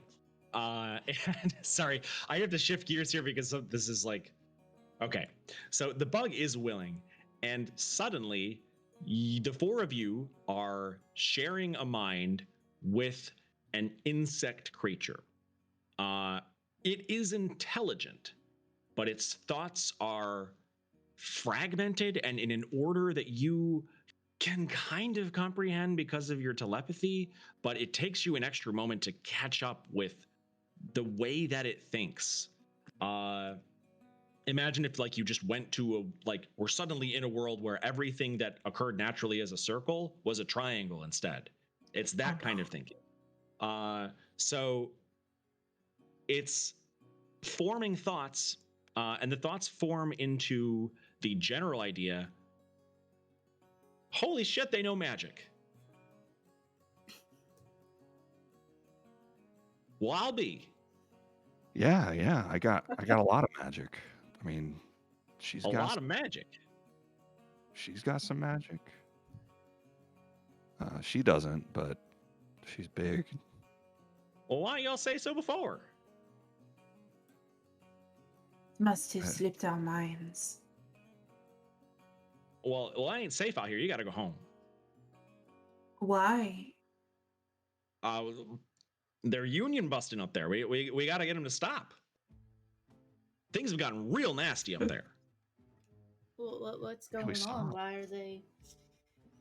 Why'd the fighting start?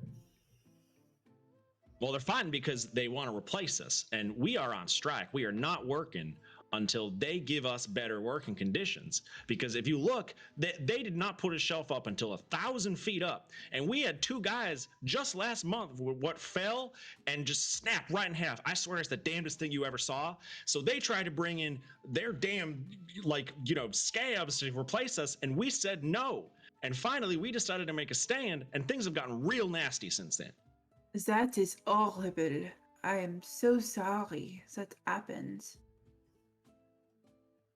Could you back up to the point where your town is now a league underground where it was the last time I was in the area?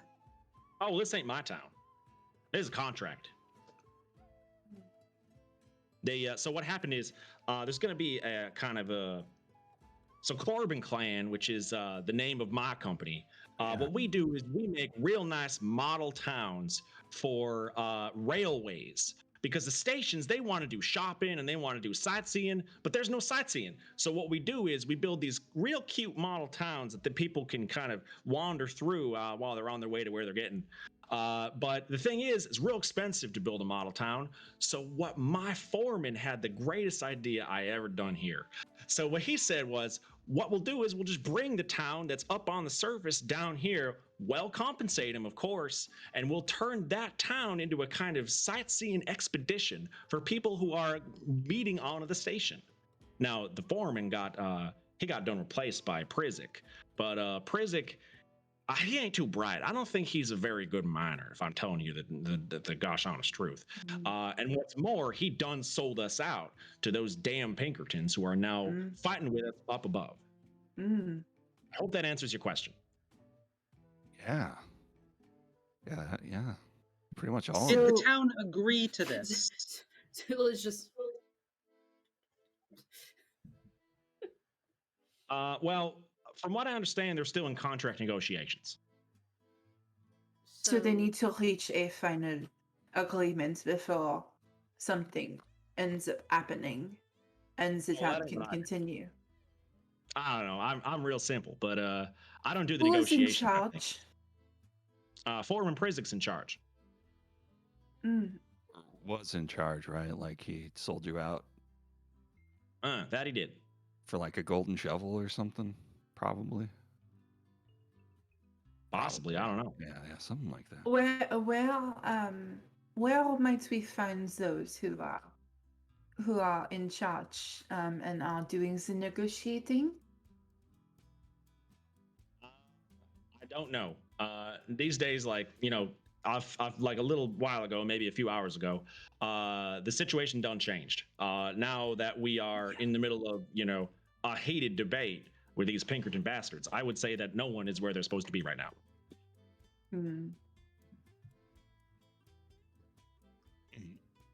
How would you stop this whole thing? How would I stop this thing? I would tell If those you could Pinkerton do bastards it, to go home. you would just tell them to leave? I would have them leave. I would say this bloodshed is not worth it, brother. I agree. How would one return the town to the surface, thus making these negotiations moot? Well, if the negotiations fail, we did build in an apparatus type business to bring the town back up. The damnedest, smartest thing with our old foreman. He put together the plan to put together the apparatus, kind of bring down on a great stone disc, he called it. Said he was up on the surface and he saw something real similar up on some kind of wall. And it gave him the idea to build this great big elevator, bring the whole thing down, right up and over.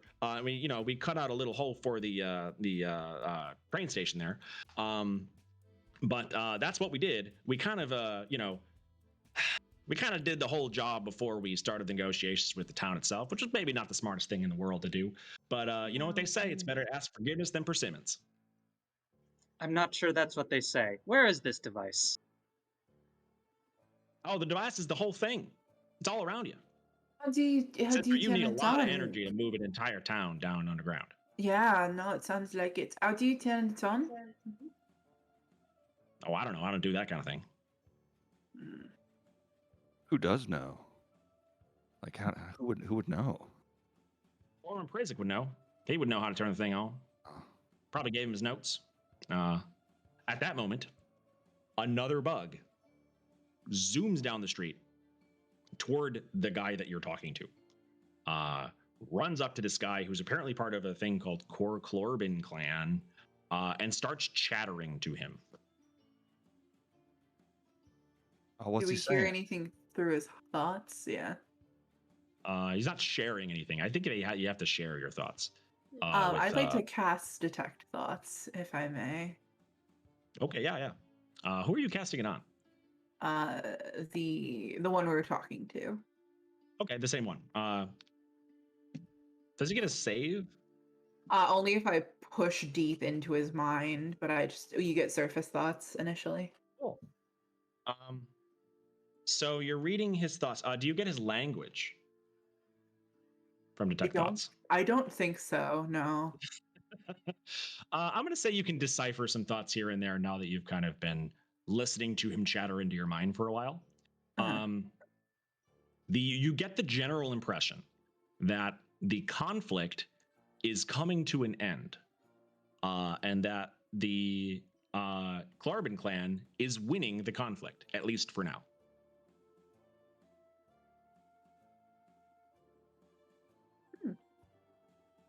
If a giant bug holding mining equipment could look relieved, this one does. Yes. His shoulders kind of slump a bit. Well, Good news. seems we held him off for another day. Another day. Quite so. Quite so. Well, Who are y'all making the negotiations with the town? Like, could we talk to them? Well, like I said, I don't know. You have to talk to former Prizik. But turns out former Prizik, he's dead. oh, that is just awful. No, How'd it's the that greatest happen? thing I ever done heard. Oh, yes, he screwed you over. That's right. Yeah, fuck that guy. Dead I'm and at- buried. Oh, Well, well. at least he got buried. So while the negotiations are completing, I will ask you to go home because it's a little bit dangerous out here. There are some fallen stones. You know, there's a work hazard. So unless you got a hard hat on, I would go back to your domicile. We don't we came from up like above, right? So our home's up there. But what are you doing down here? Trying to find the town, which we did. Sending the town back. Yeah. If we could get it back up onto the surface, that would be really great. Honestly. As Kazra is like, because we're still in the telepathic bond, and it's got like an absurd range, right? Yeah.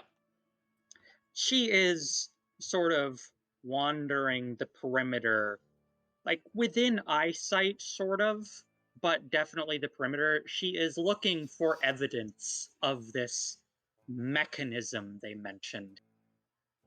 Well, so the town is lit. There are sort of orbs of light that are giving off basically sunlight. There's several of them in sort of cluster of 5 above where you are.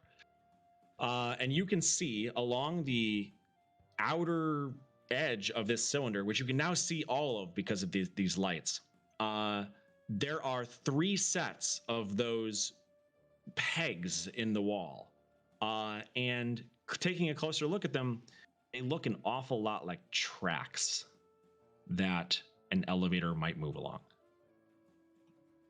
At the bottom of them, there is a sort of space, like a semicircular space cut out of the ground, and they go down underneath.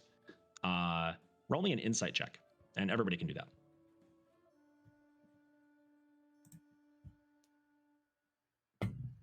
$14? 6. 18. Non-natural 20. 18 and non-natural 20 will do it. It's a safe bet that the apparatus that moves this thing is almost certainly underneath the town and around those 3 sets of tracks. So yeah, like you don't need the town down here to finish your job, right? Oh, I don't know. I just dig. He holds up 4 mining implements. Well, right now I patrol, but usually I dig. Mm. Well, let's just say that I assume that's a safe bet. My cousin was very good at mining, and had done some excavating like this before. I'm sure you don't need the town all the way down here, so should be fine if we just return it to the surface. Well, like I said, I don't know how to return to the surface. Do you know where the mechanism is? Probably underneath, but kind of lowered down, like real slow like. Kazura is, as he says that, she is sort of like holding on to the edge of like that little circular. You describe it as like a semicircular hole beside the track. Yes, but it is blocks away. Oh, it's blocks away. It's at the edge of the circle that runs around the entire town. Gotcha. We're talking about 3 tracks on a massive scale with an apparatus that can move the entire disc along that track. Lorenzo will pull out the map with like all the notes on it and be like, Yes. Would this maybe? Oh, hey, it's a blueprint. Yeah. Is this maybe like, can you read this for us? He takes it in his 4 hands, sort of sets the implements on his belt, and takes it in his 4 hands and holds it out. Then his, so you see his face hidden by the blueprint, and then he lowers it, and you can see 2 of his eyes over the top of it. Well, that ain't good. What's up? Well, it's supposed to be deeper. Look. You got, oh man, that foreman prison, what an idiot. There's supposed to be 3 shells, and then at the bottom, there's the town. But I don't know if you said you're from up in the surface, so you probably counted, you done counted the shells on their way down. Mm-hmm. How many did you count on the way down here? 3. There's 2. 2. 2 is a lower number than 3. It's true. We are about 1,000 feet above where that train's going to come through in about 2 days. Wow. That is So- extremely embarrassing for us working folk. However, it ain't our fault 'cause it's Foreman Prizik. He done sold us way out. Yeah, he's gone. Yeah, This changes the calculus a bit, I reckon. You know what you should do? Tell You me what I should be you should be foreman. You should tell everyone what to do. Yeah, this is minor compared to what things would look like if I was in charge. But what I will Mine. tell you, Yeah, that's what I will tell you is that this is going to alter the negotiations because this is about 3 months of extra work we were not anticipating. So if you want your town back up on the surface, this is a good thing to bring me. Yes. I'm going to see if I can find the powers that be, the ones that are still alive and ain't dead and buried. And I'll be back in a few minutes to see if we can't get you some answers to your questions. Can you hold on here for just a second? Yeah. Oh, are you hungry? Yeah. yeah. I mean, what Okay, do one of you his have to arms, the lower arms that you sort of are not trained by dealing with people to look at, pulls out a small package and he hands it to you with one of the upper arms. Well, have some of these. I'll be right back. And he disappears. He scatters off to go find someone more important than him. You are holding a package of jelly-filled donuts. They look like. Oh. Yeah. We'll break that open. Yeah. Take one. Zula's just like, give me. Zula gets one. Yeah. Just full Kaza face gets into the one. jelly donut. You want one, That is Julia? not the worst thing you've ever tasted. Juliet's gonna wait till they've all eaten. Wait a second. It's not poison. You don't know that. I hope it's not poison. How far does telepathic bond go?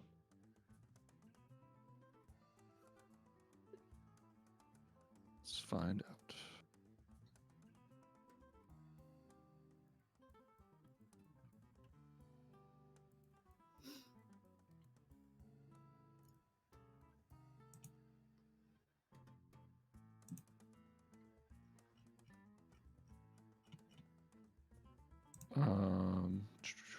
Possible over any distance.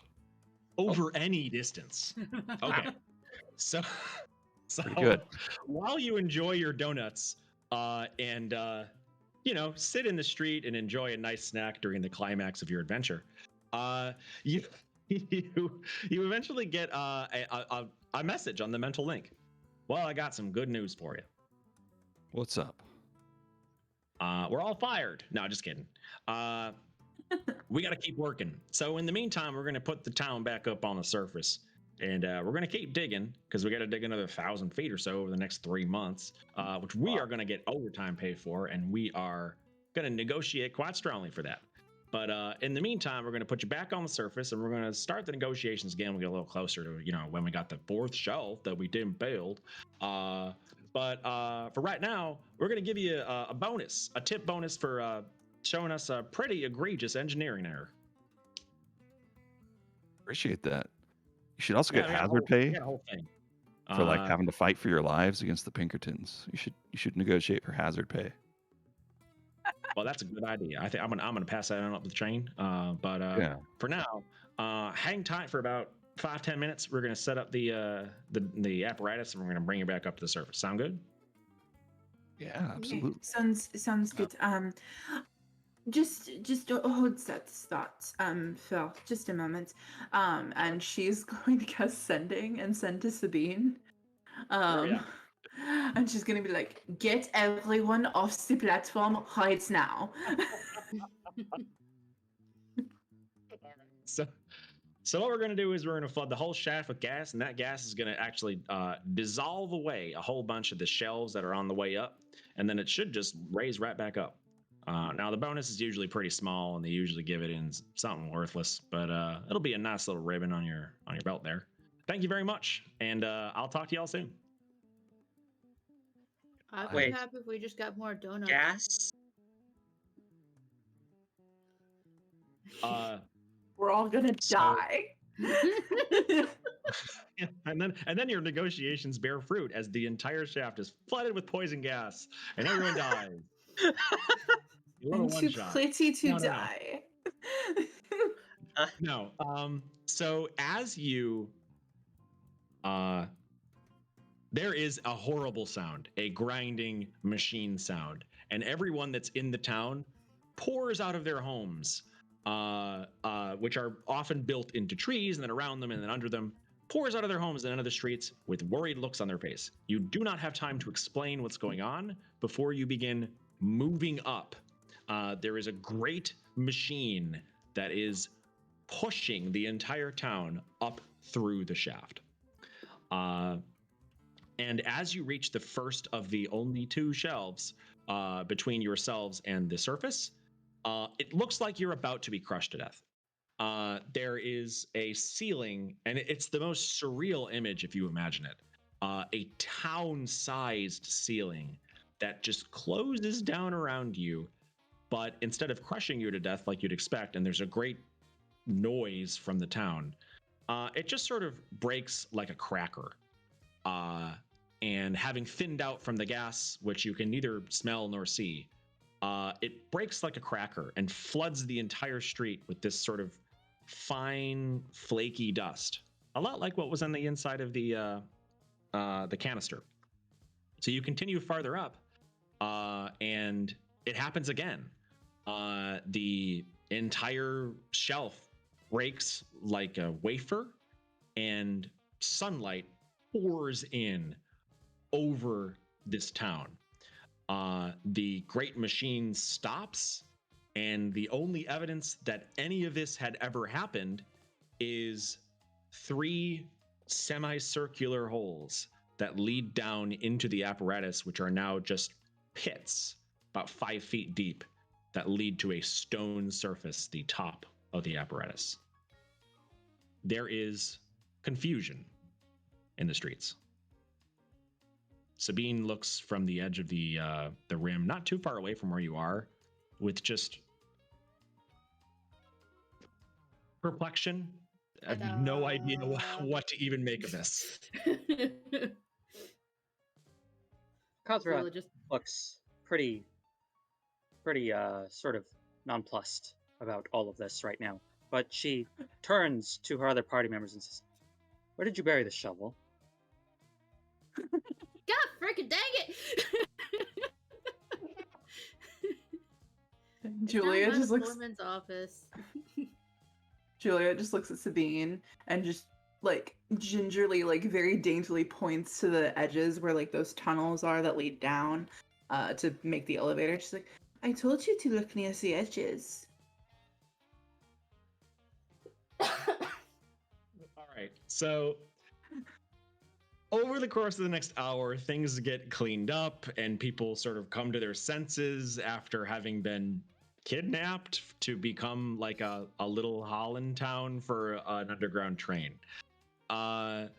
There is a delivery from below, along with a note that they'll come back later from someone who apparently knows Common, who directs a box of something, a wooden crate, to the four of you by name. It's delivered to your wagon later on, which is, eventually everyone does get into town. And as you're kind of relaxing, having a pineapple juice, chilling out, a box appears at your doorstep.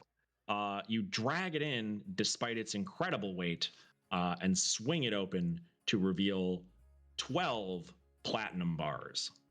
And these are platinum bars for large creatures, which means each one is 10 pounds. Oh my god. Oh, nice. So we're upgrading the wagon, right? It could This use a is- little touching up. That is the best you came up with? This is We can- vacay. Like, we come can on. get- Juliet, we can get more room. You can have more room. Like in a the house. You can have your own room. Exactly. You could have on your own room. wheels. Mm-hmm. By the way, your ring is a ring of mastery. It raises your proficiency bonus by 1. Oh, that's awesome. And it's 120,000 gold pieces and a ring that raises your proficiency bonus by 1.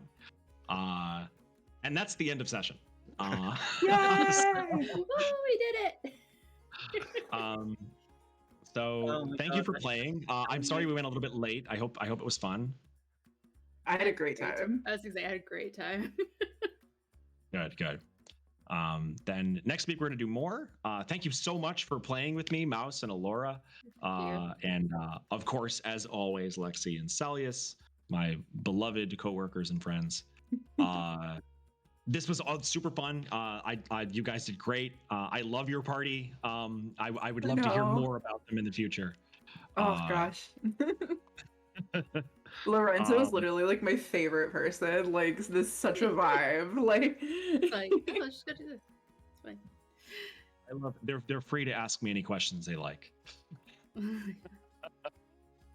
All right, so we're already running late. And so to our audience, thank you for listening. Thank you for tuning in. I hope it was fun. And check out more Nerdsmith shows, including us next week. We're going to do this again. And until then, thank you very much and have a good evening. Be good to each other. Bye. See y'all next week. bye.